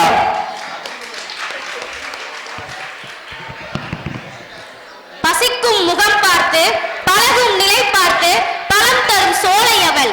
இருக்கும் பிடிசோறு எனக்கென எண்ணாமல் கொடுக்கும் தெய்வம் அவள். அவள் வாய்மை, அவள் நேர்மை, அவள் தூய்மை, அவள்தான் தாய்மை. அனைத்து தாய்மார்களுக்கும் என் முதற்கண் வணக்கத்தை தெரிவித்துக் கொள்கிறேன். நடுவர் அவர்களே, திருவாரூர்னா தேரழகு, திருவடையூர்னா தெரு அழகு, மதுரைனா மல்லி அழகு, வேதாரண்யனா விளக்கு அழகு. இந்த பட்டிமன்றத்திற்கு நீங்க தான் அழகோ அழகு. நடுவர் அவர்களே, இதுக்கே உனக்கு தீர்ப்பு கொடுப்பேம்மா. நீங்க யாராவது என்ன வர்ணிச்சீங்களா? இருக்கீங்களே.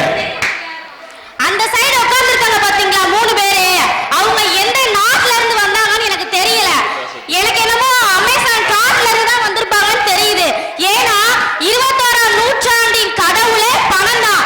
அப்படி இருக்கும்போது சொந்ததான் முக்கியம் அப்படின்னு பேசுறாங்கல்ல, அதனால கேக்குறேன், ஒருவேளை அமேசான் காட்டுல இருந்து வந்தாலும் வந்திருக்கலாம். பாப்பா ஒரு முறை ஏங்க, நாங்க சொந்த பந்தம் வேண்டாம்னு சொல்லலைங்க.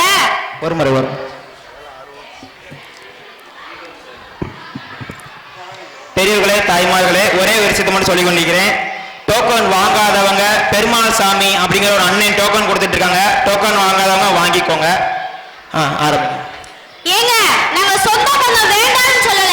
எனக்கு அப்பா வேணும், அம்மா வேணும், தங்கச்சி வேணும், சித்தப்பா வேணும், சித்தி வேணும், இப்படி எல்லாரும் வேணும். ஆனா அவங்கள மன நிறைவோட வாழ வைக்கிறதுக்கு எனக்கு ஒரு படி மேல இருக்கிற பணம் தானுங்க வேணும். உங்க பாசத்தை வச்சு நீங்க அவங்கள சந்தோஷப்படுத்த முடியுமா? சொல்லுங்க பாப்போம். முடியாது. ஏன்னா அடிப்படை தேவையே பணம் தான். பணத்தை வச்சுதான் ஒரு மனிதனோட மதிப்பையே பார்க்கறாங்க நடுவர்களே. இந்த காலகட்டத்துல மனுஷனோட ஸ்டேட்டஸையும் சரி, வாட்ஸ்அப்போட ஸ்டேட்டஸையும் பார்க்கறாங்களே தவிர யாரும் மனசை பார்க்கல, பணத்தை தான் பார்க்கறாங்க. இப்ப ஒரு பொண்ணுக்கு ஒரு பையன் பார்க்கறான், சரியா? அது கல்யாணத்துக்கு நம்ம மேட்ரிமோனியோ எதுலயும் நம்ம கொடுக்குறோம். என்ன கொடுக்குறோம்? வெல் செட்டில்டான மாப்பிள்ளை வேணும். ஏன் இப்படி கொடுக்கலாமே? பாசம் உள்ள, நேசம் உள்ள, அன்பான, உறவான பையன் வேணும்னு கொடுக்கல. வெல் செட்டில்டான, நிறைய பணம் வச்சிருக்கணும், அது முக்கியமா வீடு வச்சிருக்கணும். வீடு இல்லைன்னா பொண்ணே கிடையாது அப்படின்னா கொடுக்குறோமே தவிர பாசம் நேசனுங்க யாருமே கொடுக்கல. இதுல இருந்தே தெரியலையா பணம் தான் முக்கியம் அப்படின்னு சொல்லிட்டு. பணம் கூடுச்சுன்னா சொந்தம் கூடும், பணம் இல்லைன்னா சொந்தம் குறைஞ்சிரும். இததான் 1968 எப்ப 57 வருஷத்துக்கு முன்னாடியே கவிஞர் கண்ணதாசன் ஒரு பாடல்ல பாடுறான். என்ன பாடல் அப்படின்னா, பணந்தா இல்லைனா பாசம் உனக்கு இருக்காது, காசுதா இல்லைனா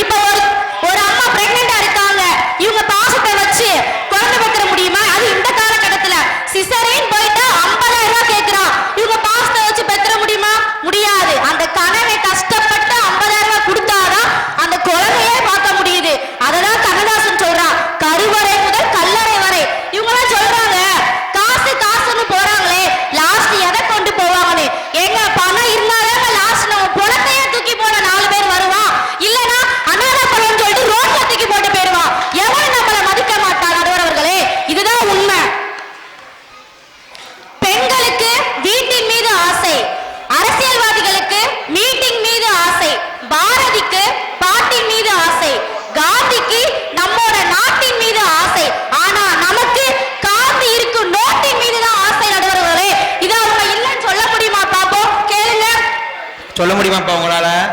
அடுத்த வாரம் பேச்சாளர்கள் சொல்லுவாங்களாம். என்னதான் தாயா இருந்தாலும் சரி பிள்ளையா இருந்தாலும் சரி வாயு வயிறு வேற தானே. பாஸ்டை வச்சு நம்ம வந்து பசிக்காம சாப்பிடாம இருந்துட முடியுமா? அதுக்கு எது தேவை? பணம் தாங்க தேவை. பணம் தான் இந்த காலத்தோட பொற்காலம் அப்படின்னு சொல்றேன். இதே இது 1968 அதே கண்ணதாசன் ஒரு லைன் எழுதுறான். இவங்க சொன்னாங்க அண்ணா இருக்கா தங்கச்சி இருக்கா அப்படின்னு சொல்றான். இப்ப எனக்கு ஒரு பிரச்சனை, நான் என் ஃப்ரெண்டுக்கு போன் போடுறேன், எடி இந்த மாதிரி நான் பிரச்சனையில மாட்டிக்கிட்டேன், ஒரு 20,000 ரூபாய் கடன் கொடுக்கணும், உடனே எனக்கு ஜிபே பண்றியா அப்படின்னு கேட்டப்போ சொல்றா, எடி ராங் நம்பர் தெரியாம கால் பண்ணிட்டாங்கிறா. பாத்தீங்களா இப்ப எந்த காலகட்டத்துல சொந்த பந்தம் இருக்குன்னு. அப்படிதான் நம்மட பணம் இருந்தாதான் 4 பேர் நம்மள மதிப்பானே தவிர பணம் இல்லைன்னா யாரும் மதிக்க மாட்டான். இதுதான் அண்ணன் என்னடா தம்பி என்னடா அவசரமான உலகத்திலே அப்படின்னு சொல்லிட்டு அந்த காலத்திலே பாட்டு பாடுறான். கூட பிறந்த உறவா இருந்தாலும் சரி 4 காசு இருந்தாலும் மதிப்பாங்க. எல்லாரும் சொல்லுவாங்க உறவுலே சிறந்த உறவு எது தெரியுமா? தாய் மாமா உறவு தான் சொல்லிட்டு. ஏன் அப்படி தெரியுமா? அந்த தாய் மாமாட்ட போய் தங்கச்சி கேட்கலாம், இந்த மாதிரி என் பொண்ணு வந்து சடங்காயிட்டா, நீ உன் அன்பை காமி உன் பாசத்தை காமின்னு கேட்க மாட்டான். எவ்வளவு பவுன் நவ போடுற, எவ்வளவு சீர் கொண்டுட்டு வர, எத்தனை கொட்டு அமர்த்துற, எத்தனை அன்பா கொண்டு வரதான் கேட்பாலே தவிர உன் பாசத்தையும் உன் அன்பையும் கூட கேட்க மாட்டான். இதுதான் சொல்றான், தாய் மாமே சீர் சுமந்து வராண்டி, உன் தங்க கொலுசு போட்டு வராண்டி அப்படின்னு பார்த்துக்கிறானே. இதுதான் நிதர்சனமான உண்மை. நடுவர் அவர்களே, இந்த காலகட்டத்துல 2 பேரை தான் உலகம் திரும்பி பார்க்கும். ஒண்ணு பணக்காரே, இன்னொரு பைத்தியக்காரே. நம்ம எல்லாரும் பணக்காரன் தான் இருக்கணுமே தவிர பைத்தியக்காரனா இருக்கக்கூடாது. ஏன் தெரியுமா? பணம் இருந்தா அம்பானி போல நம்மள மதிப்பாங்க. பணம் இல்லைன்னா ரோட்ல போற அம்பானி அப்படின்னு சொல்லிட்டு விட்டுட்டு போயிடுவாங்க. இதுதான் நடுவர்களே பணத்தோட முக்கியமான ஒன்று. இப்ப என்கிட்ட ஒரு 10 லட்சம் இருக்குன்னு நினைச்சுக்கோங்க, அதை எனக்கு பேங்க்ல டெபாசிட் பண்றேன். ஒரு 20 வருஷம் கழிச்சு நான் வெல் செட்டில் ஆயிடுவேன் எனக்கு தெரியும். இதே என்கிட்ட கூட ஒரு 30-40 உறவுகள் இருக்காங்க, இவங்க கடைசி வரைக்கும் கூட இருப்பாங்கன்னு சொல்ல முடியுமா? இருக்க முடியாது. ஏன்னா இன்னைக்கு விட்டுட்டு போறானா நாளைக்கு விட்டுட்டு போறானா எப்ப விட்டுட்டு போறானே தெரியல. ஏன்னா காசு இருந்தாதான் 4 பேரை என்ன மதிக்கிறான், 4 பேரை என்ன தேடி வரான். காசு இல்லைன்னா ஏன் மதிப்பான்? எவனும் மதிக்க மாட்டான்.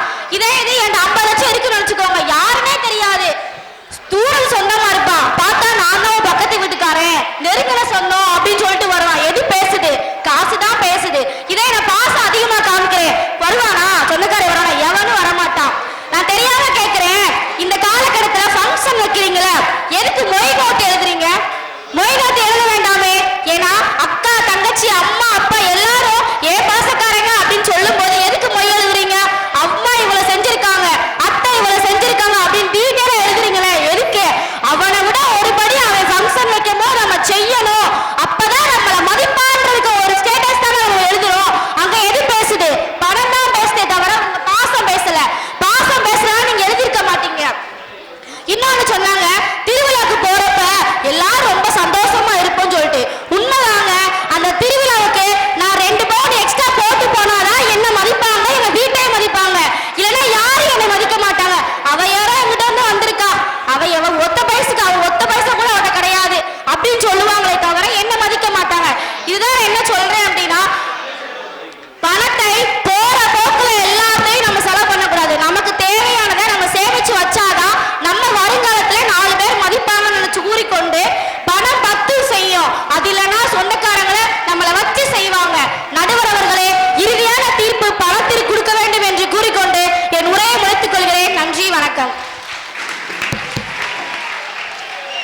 அருமையாக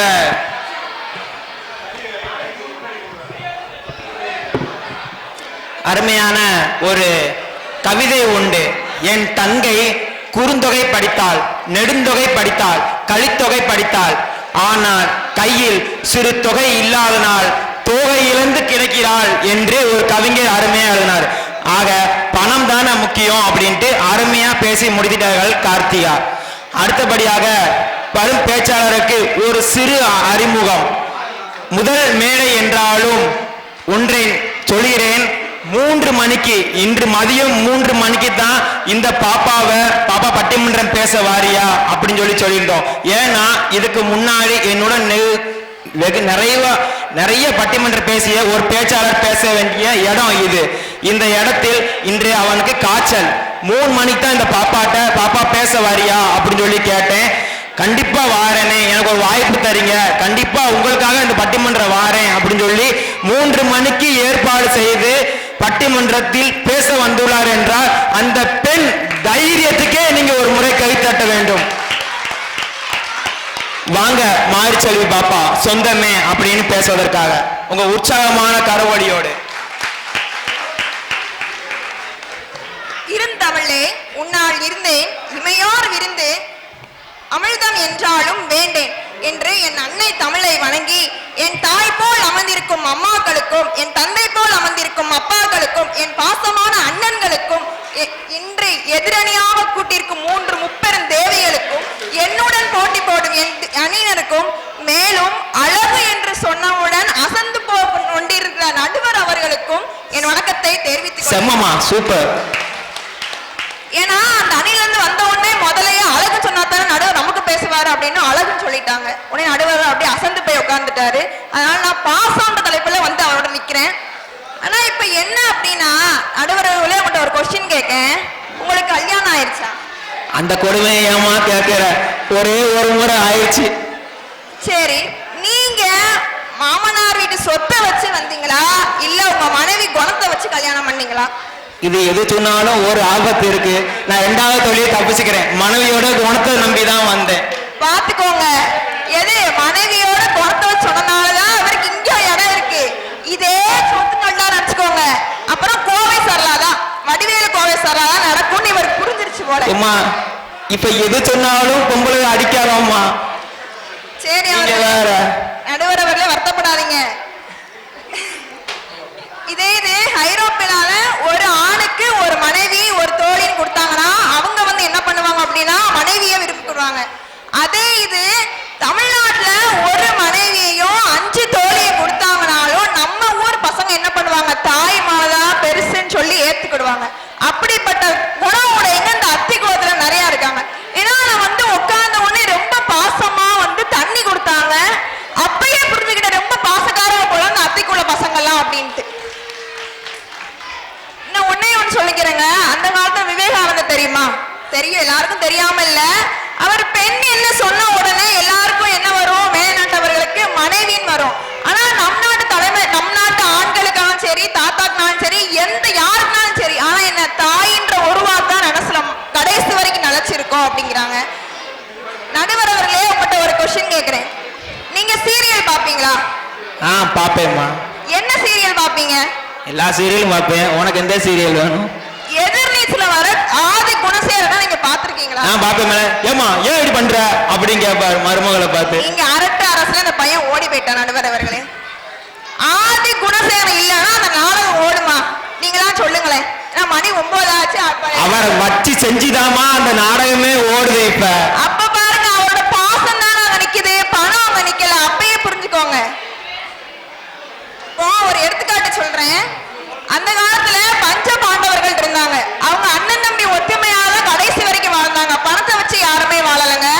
அந்த காலத்துல மகாபாரதத்துல ராவணன் தன் தம்பியோட பரதனுக்காக சித்திக்காக சொத்து வேணாம் சொல்லி நாட்டை விட்டு காட்டுக்கே வந்தான். எதுக்கு வந்தான்? பணத்துக்காண்டி வரல, நம்மளோட உறவு நேர்ச்சி இருக்கணும்ன்றக்காண்டி தான் அவன் காட்டுக்கு வந்தான். அப்ப என்னங்க பெருசு? சொத்து தானங்க பெருசு, சொந்தம் தானங்க பெருசு. இவங்க சொத்து சொத்து சொத்துங்கிறாங்க. சரி, இவங்க எங்க அணிய சொன்னாங்க கீழே விழுந்துட்டு அம்மா தான் கூப்பிடுவேன் அப்படின்னாங்க. அதே எதிரில சொன்னாங்க சொத்து சொத்துன்னு கூப்பிட்டா என்ன அப்படின்ற மாதிரி கொஸ்டின் கேட்டாங்க. இவங்க நாளைக்கு ஆஸ்பத்திரிக்கு போகும்போது ஏமா தத்தை சொத்து போதுன்னு பிடிப்பாங்க. எம்மா என் காலை எப்படியாவது அடிபட்டுருச்சு சரி பண்ணுங்க தானம்மா சொல்லுவாங்க. அது புரியாம பேசுறாங்க அந்த எதிரணிக்காரங்க. என்னமா புரியாத மாதிரி பேசிட்டு அடுத்த பேச வாராமா, அவன் பேசுவான். இப்போ எல்லாருக்கும் இப்ப ஏதோ கொரோனா பீரியட் முடிஞ்சு எல்லாரும் உட்கார்ந்துகிட்டு இருக்கோம். அந்த கொரோனா பீரியட்ல லாக்டவுன் போட்டாங்க. யார் நடமாடக்கூடாது, வெளியில எட்டி பார்த்தாலும் ஜன்னல் வழியா பார்த்துக்கோங்க, யாரும் பேசக்கூடாது அப்படின்ற மாதிரி இருந்துச்சு. ஆனாலும் பாருங்க, யாரோ எங்க உள்ளவங்கன்னு யாருக்குமே தெரியாது. ஆக்சிஜன் வேணும்னு சொன்ன உடனே பணத்தை கொடுத்தும் இப்ப யாருமே ஆக்சிஜன் தரல. யாரோ அவரோட உயிர் போய்கிட்டு இருக்குன்னு யாருமே தெரியாது. அவங்களுக்கு வந்து ரத்தமும் ஆக்சிஜனும் கொடுத்துட்டு இருந்தாங்க. நாட்டுக்கு, நம்ம நாட்டுல இருந்து அதர் நாட்டுக்கும் கடத்திக்கிட்டு இருந்தாங்க. அதெல்லாம் ஒரு பாசம் தான் நடுவர் அவர்களே. நீங்க அப்படியே சொக்கி போன உடனே பணம் தரோடனே ஆமாட்டாங்க திரும்புறாரு. அருமை. இதே மாதிரிதான் எங்க ஊர்ல இதே மாதிரிதான் கொரோனா வந்தப்ப செக் பண்ணிக்கிட்டு இருந்தாங்க. அப்போ ஒருத்தோட அக்காவுக்கு கொரோனா சொல்லி முடிவு பண்ணிட்டாங்க. இப்ப எல்லாமே க்ளோஸ் பண்ணிட்டாங்க.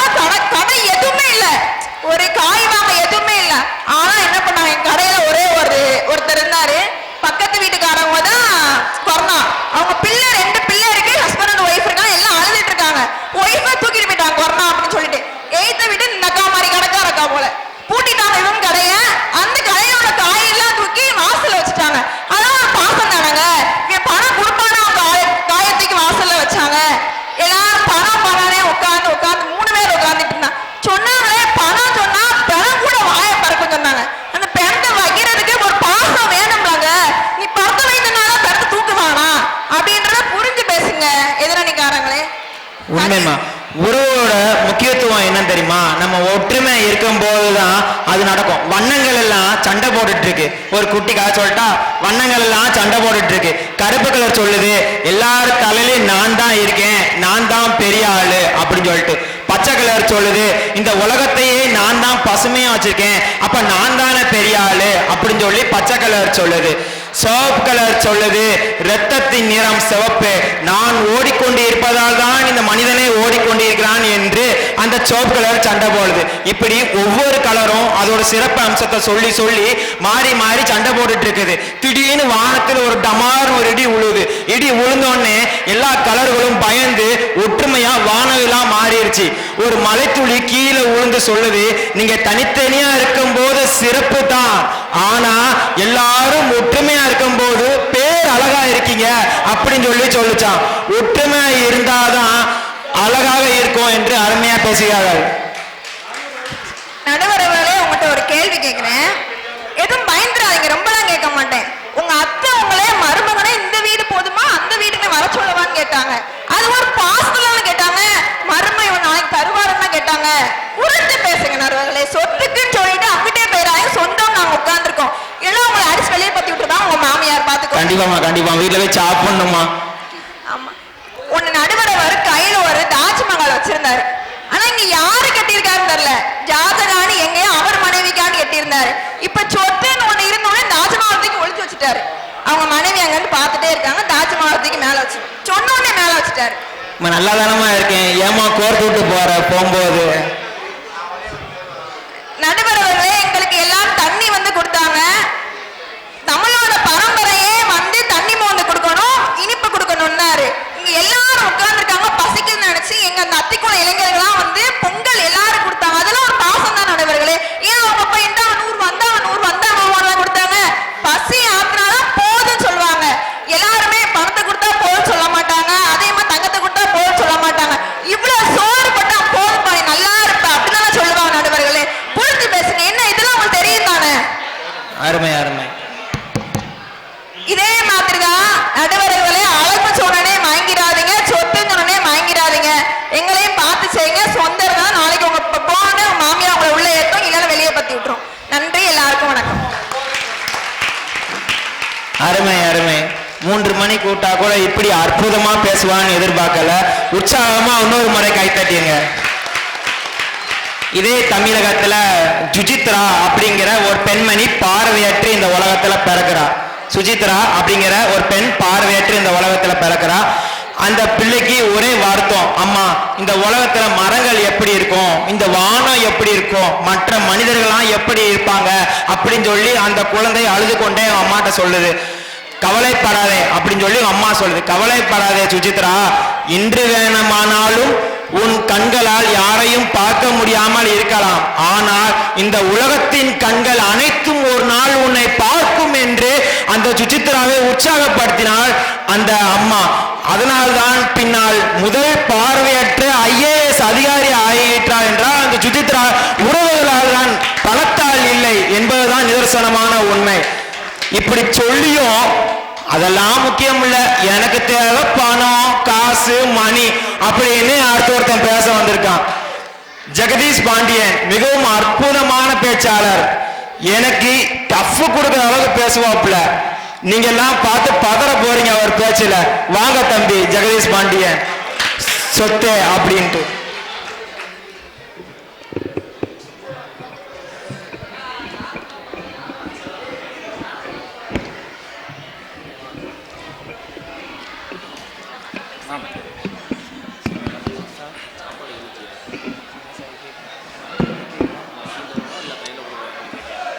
செந்தமிழே உயிரே நருந்தேனே செயலனை மூச்சின்றி உனக்களித்தேனே நைந்தாய் நீயனில் நைந்திடும் என் வாழ்வு நன்னிலை உனக்கனில் அது எனக்கும் தானே என்று பாரதியின் உயிரவடிகளால் உயிர்த்தமிழான தமிழை வணங்கி அவையில் என்றிருக்கும் அனைவருக்கும் எனது வணக்கத்தை தெரிவித்துக் கொள்கிறேன். 5-5-10 கிங் மேக்கர் கபடி குழு, கிரிக்கெட் குழுனா கெத்துன்னு சொல்லவா? போடுறா கைத்தட்ட. முட்டை கலர் ஒயிட் கோபி சார்னா வெயிட்னு சொல்லவா? அருமை அருமை. சிங்கத்தை கொஞ்ச முடியாது, சிங்கத்தை கொஞ்ச முடியாது, எங்க நடுவரையாவின் பேச்சை மிஞ்ச முடியாதுன்னு சொல்லுவா. இதுக்காகவே நீ கை தட்டணும். தேசிய பறவைனா மயில், தேசிய பறவைனா மயில், அத்திக்குள பொண்ணுங்கனால ஸ்டைல்னு சொல்லவா. நடுவரையா, நான் ஒண்ணு மட்டும் கண்டுபிடிச்சிட்டேன். 5 பேர் பேசுறப்ப நீங்க பொண்ணு கொடுத்தவங்கெல்லாம் இந்த பக்கமும் உட்கார்ந்து இருக்காங்க. ஏன்னா எது சொன்னாலும் அவங்க மட்டும் கையை தட்டிக்கிட்டே இருக்கிறாங்க. பெரிய கண்டிப்பா கண்டுபிடிச்சிட்டப்ப தம்பி. கண்டுபிடிச்சிட்டா 50 ரூபா தலைக்கு 50 ரூபா சொன்னீங்களா 100 ரூபா சொன்னீங்களா? அப்படிலாம் சொல்லலையா. கண்டுபிடிச்சிட்டேன். இங்கிட்ட இருக்கவங்க பொண்ணு கொடுக்காங்க, உங்களுக்கு பொண்ணு கொடுத்த சொந்தக்காரங்க எது சொன்னாலும் கை தட்டுறாங்க. அவங்க இதுவரை கேட்க வேண்டாம் அப்படின்னு ஒரு நினைப்புல இருந்திருப்பாங்க. இவன் சொன்ன உடனே நான் கை தட்டினோம்ல ஆளுக்கு 50 ரூபா கொடுங்கன்னு கேட்க போறாங்க. அருமையா அருமையா அருமையான உறவுகளை சேகரிச்சு வச்சிருக்கீங்கயா. அதனால உறவுகளுக்கு தீர்ப்பை கொடுத்துறாங்கய்யா. சொத்துக்கு தான் நீங்க தீர்ப்பை கொடுத்தே ஆகணையா. எதுக்கு சொல்றேன்னு தெரியுமாயா? எனக்கு ஒரு சின்ன குழப்பமாவே இருந்துச்சுயா. இங்க பட்டிமன்றம் நடக்குதா இல்லைன்னா கோபி சாரோட எலெக்டிவ் கிளாஸ் நடக்குதான்னு எனக்கு ஒரே குழப்பம். அப்படி ஒரு குழப்பம் உங்களுக்கு? ஏன்னா கோபி சார் காலேஜ்ல எலெக்டிவ் கிளாஸ் எடுப்பாரு. அங்க வந்தா ஏதாச்சும் கேள்வி கேட்டுக்கிட்டே இருப்பாரு.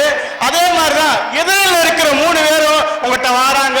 ஐயா, உலகத்துல எத்தனை உயிர் இருக்கு தெரியுமா இந்த தம்பி கேட்கிறாப்புல.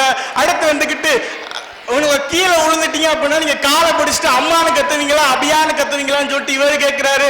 ஏயா, நீங்க ஒருவேளை இஸ்ரோல இருந்தீங்களோ விஞ்ஞானியோ எல்லாம் உங்கள்கிட்ட கேள்வி கேட்கிறாங்க. என்னையா செய்ய, நடுவரா போயிட்டோம்ல, எல்லாருக்கும் வழி பதில் சொல்லணும்.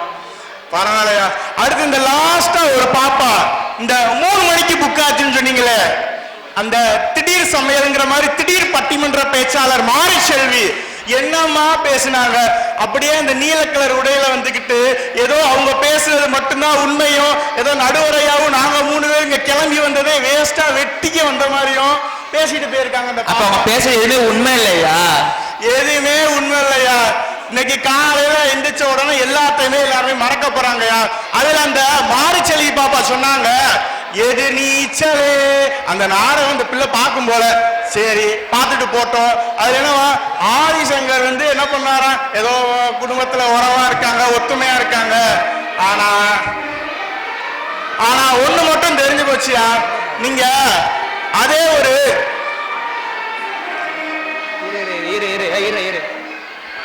எங்க பாடுது? ஹாய் டோராஸ், டோரா புஜீஸ், என்ன பண்றீங்க? ஏன்னா எனக்கு என்னன்னு புரியல. பெரியவங்களுக்கு இந்த தலைப்பு புரியுது, சின்ன பிள்ளைகளுக்கும் புரியுது. பாத்தீங்களாங்க, அவ்வளவு அறிவாளியா இருக்காங்க அத்தி வளர்த்து சின்ன பிள்ளைகள். அதுக்கு ஒரு கை கட்ட கொடுங்க பார்ப்போம். நானும் பார்த்துட்டேன். அது அந்த செட்டா இருக்கிற பிள்ளையெல்லாம் அப்பப்ப நடுவர் சொல்றதுக்கும் இவங்க பேசுறதுக்கும் அப்பப்ப காலுக்குள்ள குசு குசுன்னு பேசுதுங்க. அதுக்கு என்ன புரிஞ்சிச்சுன்னு எனக்கும் தெரியல. இப்ப உள்ள பிள்ளைகள்லாம் ரொம்ப விவரமா இருக்கு. அன்னைக்கு ஒரு சின்ன பையன் மீன் பிடிச்சிட்டு இருந்தான். நான் அவன்கிட்ட போய் கேட்டேன், ஏடா கண்ணாடி வச்சு மீன் பிடிச்சிட்டு இருந்தான். வித்தியாசமான முறையில முடிச்சான். கம்பம் இல்ல, தூண்டிலும் இல்ல, ஆனா மீன் கூட நிறைய வச்சிருந்தான். எப்படின்னு கேட்டேன். கண்ணாடி ஆட்டிட்டே இருக்கான், ஆனா மீன் மாட்டுது. எப்படின்னு தெரியல. அவன்கிட்ட போய் கேட்கேன், எப்படா மீன் பிடிக்க கண்ணாடி ஆட்டி ஆட்டி அப்படின்னு கேட்கேன். இது யாருக்குமே தெரியாத வித்த, உனக்கு நான் சொல்லி கொடுத்துட்டேன்னா அப்ப எல்லாத்தையும் பரப்பிடுவில. ஒரு 5 லட்சம் ரூபா கூடு, நான் அப்ப சொல்லித்தரேன். டே 5 லட்சம் ரூபா இல்லடா, ஒரு 50 ரூபா வேணா இருக்கு, வாங்கிக்கிறியா? சி, உன்னை நினைச்சேன், உன்னை பார்க்கவே நீ 50 ரூபாய்க்கு தான் லாக்கி அப்படின்ட்டு கூடு, அதுக்காக கூடு அப்படின்னு சொல்லி வாங்கிட்டான். வாங்கிட்டு எப்படான்னு சொல்லித்தா அப்படின்னு. ஏற்கனவே இந்த 3 பிடிச்சது வீட்டுல இருந்து வாங்கிட்டு வந்துட்டேன். உன்ன மாதிரியே ஒரு 4 இழிச்சு வாய்ப்பாட்டேன். 50 ரூபா வாங்கி இந்த 10 மீன் வாங்கினா நான் 50 மீனுக்கு சம்பாதிச்சிருக்கேன், உன்ன மாதிரி இழிச்சு வாய்ப்பாட்டேன் அப்படின்னு சொல்லி இந்த பையன் சொன்னான். இப்போ உள்ள பிள்ளைகள்லாம் ரொம்ப விவரமா இருக்காங்க. பார்த்து பக்குவமா கேள் பண்ணணும். ஐயா, எனக்கு சத்தியமா புரியலையா. என்னன்னா இந்த மைக் செட்டுக்கும் எனக்கும் என்ன ராசினே தெரியலையா. ஒண்ணு போற ஊர்ல ஒண்ணு நான் நிறைய ப்ரிப்பேர் பண்ணிட்டு போவேன், பேசுவேன், மைக் கரெக்டா இருக்கும். இன்னைக்கு நாங்கெல்லாம் ப்ரிப்பேர் பண்ணுவோம், மைக் கொஞ்சம் எக்கோ அடிக்கிற மாதிரி ஃபீல் ஆகுது. அதுவும் நடுவரையா சொல்றது புரியவே மாட்டுக்கு. அதுவும் எதிரில் இருக்கிறவங்க எப்படிதான் பேசிட்டு போறாங்க. ஒருவேளை அவங்க ஏற்கனவே உங்களோட பாயிண்ட கொடுத்துருப்பாங்கன்னு நினைக்கிறேன். சரியா, அடுத்து அந்த எதிரணியில இருந்து இன்னொரு பாப்பா நடனம், கரகாட்டம், ஒயிலாட்டம், அது என்னது நிறைய ஆட்டம் சொன்னாங்க, சிலம்பாட்டம், அதுல எல்லாம் கை தேர்ந்தவங்க பேச்சு போட்டியிலையும் பேச வந்திருக்காங்க அப்படின்னு சொல்லிட்டு தனலட்சுமி அவங்க பேர்ல கூட பாருங்க தனலட்சுமி தான் இருக்கு, சொந்த லட்சுமி தாங்க இருக்கு. அருமையான கேள்வி தம்பி. எப்படி தம்பி இப்படிலாம் யோசிக்கீங்க? வேற வழி இல்லையா நடுவரையா, நீங்களும் பேச கூட்டு வந்துட்டீங்க, ஒரு 50 பேத்துக்கு நீங்க வேற தலைக்கு 50 ரூபான்னு கூட்டு வந்திருக்கீங்க, ஏதாச்சும் சொல்லணுமா இல்லையா? அதையே சொல்லி சொல்லி மனசு புண்படுத்தாவியா, கேட்ட போறாங்க. சரியா, அந்த எதிர்நீச்சல் கரெக்ட், எதிர்நீச்சல் சொல்லிக்கிட்டு இருந்தேன், பாட்டு போட்டுட்டாங்க கோயில்ல இருந்து. சரி, அந்த நாடகத்துல அவங்க எந்த எபிசோடு பார்த்தாங்கன்னு தெரியல. இப்போ 2 வாரத்துக்கு முன்னாடி பாத்தீங்கன்னா ஆதிரைக்கு கல்யாணம் நடந்துச்சு, எல்லாத்துக்கும் தெரியும்ல. பக்கத்துல என்ன நடந்துச்சுன்னு கேட்டா தெரியாது, ஆனா ஆதிரைக்கு கல்யாணம் நடந்துச்சு, அது எல்லாத்துக்குமே தெரியும். அந்நேரம் அந்த வீட்டுக்கு போறப்ப ஆராத்தி எடுப்பாங்க. எடுக்கிறப்ப அந்த ஆதிசங்கர் போயிட்டு பையில என்ன பண்ணுவாரு, ஒரு 50 ரூபா 500 ரூபா நோட்டு நினைக்கிறேன் எடுத்து போடுவாரு. அந்நேரம் அவங்க அக்கா அங்க இருந்துட்டு கத்தும் பாருங்க, எல்லாம் எடுவிட்ட நாய் அப்படின்னு சொல்லிட்டு ஏத்த ஒரு ஆள் நிற்பாரு. அவரை பார்த்து அப்படியே சாடையா வையும், ஏண்டா எங்க அண்ணன் எவரன்னு நினைச்சா அப்படின்னு சொல்ல உடனே அந்த மனுஷன் கையில இருந்து அப்படியே ஒரு கட்டை எடுத்து கொடுப்பாருங்க. அந்த நாடகத்துல கூட பணம் தாங்க பேசுது, சொந்தங்களா கேட்கப்படுது, ஒண்ணுமே கிடையாது நடுவரையா. அதனால எதிரில இருந்து இன்னொரு பாப்பா ஒரு பாட்டு பாடினாங்க, சொந்தம் உள்ள வாழ்க்கை சொர்க்கத்துக்கு மேல. நிறைய பாட்டு இருக்குங்க சொந்தத்துக்கு, ஆனா சொத்துக்கு பாட்டே இல்லைங்க. இனிமே ஒரு பாடலாசை ஏதாச்சும் சொத்துக்கு ஏதாச்சும் பாட்டு எழுதிட்டு போங்கன்னு சொல்ற நிலைமைக்கு ஆயிடுச்சுங்க. அண்ணன் தம்பி கூடி இருந்தா 1000 யானை பலம். எங்க நானும் எங்க வீட்டுல 2 அண்ணன் இருக்காங்க. எங்க அண்ணன் தம்பி நாங்க சாப்பிடறப்ப உட்கார்ந்தாலே வீட்டுல பிரச்சனை தாங்க வரும். அது இவையெல்லாம் போன தட்டு பறக்கும். எங்க அண்ணன் சொல்லுவான், எனக்கு ஆம்லேட்ல வெங்காயமே இல்லாம வேணும்பா. நான் சொல்லுவேன், எனக்கு வெங்காயம் போட்டு வேணும். எங்க அப்பா சொல்லுவாரு, மிளகு சீரகம் அதெல்லாம் போட்டு கலந்து கொண்டு வாப்பா அப்படிம்பாங்க. ஆனா எங்க 3 பேர்த்தையும் மாட்டிக்கிட்டு எங்க அம்மா படுற பாடு இருக்கே பாடு, ஒரு ஆம்லேட்டை போட்டு தர்றதுக்குள்ள அவ்வளவு பிரச்சனை நடுவுறையா. அதனால இந்த பட்டிமன்ற தீர்ப்பு அப்படிங்கிறது ஒரு மனநிறைவான வாழ்க்கையை தருவது அப்படிங்கறதான் தலைப்பு. ஆனா எதிரிலிருந்து வந்து பேசிட்டு போனவங்க, உலகத்துல 1,99,00,000 உயிர்கள் இருக்கு, அதுல மனிதன்கிற ஒரு உயிர் இருக்கு, அந்த உயிர் அப்படிங்கிறத ஏதோ சொல்லிட்டு தகவல்கள் எல்லாம் சேகரிச்சு கொடுத்துட்டு போனாங்க. ஆனா உண்மையிலேயே இந்த நிதர்சனமான உண்மை என்ன அப்படின்னா, இன்னைக்கு நம்ம ஒரு ஆஸ்பத்திரிக்கோ ஏதோ ஒரு இடத்துக்கு போறோம் அப்படின்னா கையில் பணம் இல்லை என்றால் இன்று நம்மை மதிக்காத ஒரு கூட்டமும் கிடையாது என்றுதான் சொல்ல வேண்டும். பணம் இருந்தால் மட்டும்தான் நம்மளை மதிப்பார்கள் என்பதுதான் நிதர்சனமான உண்மை. அது இன்னைக்கு நம்ம ஜவுளி கடைக்குள்ள நுழைஞ்சிட்டோம் அப்படின்னா பாருங்களேன், அப்படியே நம்ம வெளியே பார்த்தீங்கன்னா ஒரு 5-6 புடவையா நான் ஒரு 5-6 வருஷமா பாக்குறேன், அதே புடவை வெளியே தொங்கிக்கிட்டே கிடக்குதுயா. அதுவும் இந்த வீட்டுல இருந்து கூட்டு போற பொம்பளா இருக்க போனவனே இந்த வெளியே துங்குற புடவைதான் வேணும், அதுவும் எனக்கு இந்த தேங்காய் பூ போட்ட புடவைதான் வேணும். ஏன் அதுதான் குடல் புண்ணுக்கு நல்லதாயா? ஏமா புடவையில் என்னமா தேங்காய் பூ போட்டது மாங்காய் பூ போட்டதுன்ட்டு ஏதாச்சும் ஒரு புடவை கட்டிட்டு போக வேண்டியதானமா அப்படிங்கிற நிலைமையில நடுவரையா இருக்கு. அதுவும் இன்றைய இருக்கிற நிலைமையில பணம் அப்படிங்கறதா நடுவரையா எல்லா இடத்துக்கும் தேவைப்படுது. அதனால இறுதியா என்னோட உறவைய நிறைவு செய்கிறேன்.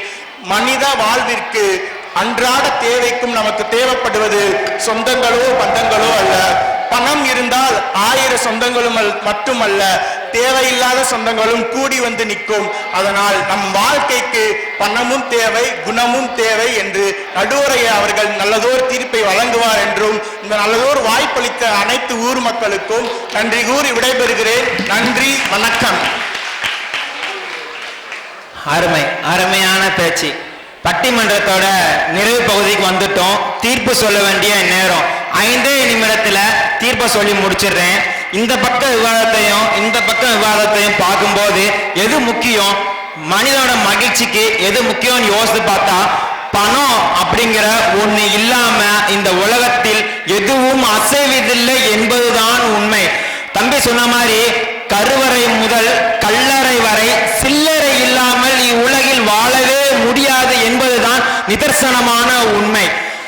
பெற்ற குழந்தை அப்பாவிடம் எப்பா இந்த மிட்டாய் வாங்கித்தாரியா, எப்பா இந்த பொம்மை வாங்கித்தாரியா அப்படின்னு சொல்லி கேட்கும் போது அப்பாவால நாம் பிள்ளைக்கு ஒரு மிட்டாயோ பொம்மையோ வாங்கி கொடுக்க முடியாத ஒரு நிலைமை வரும்போதுதான் தெரியும்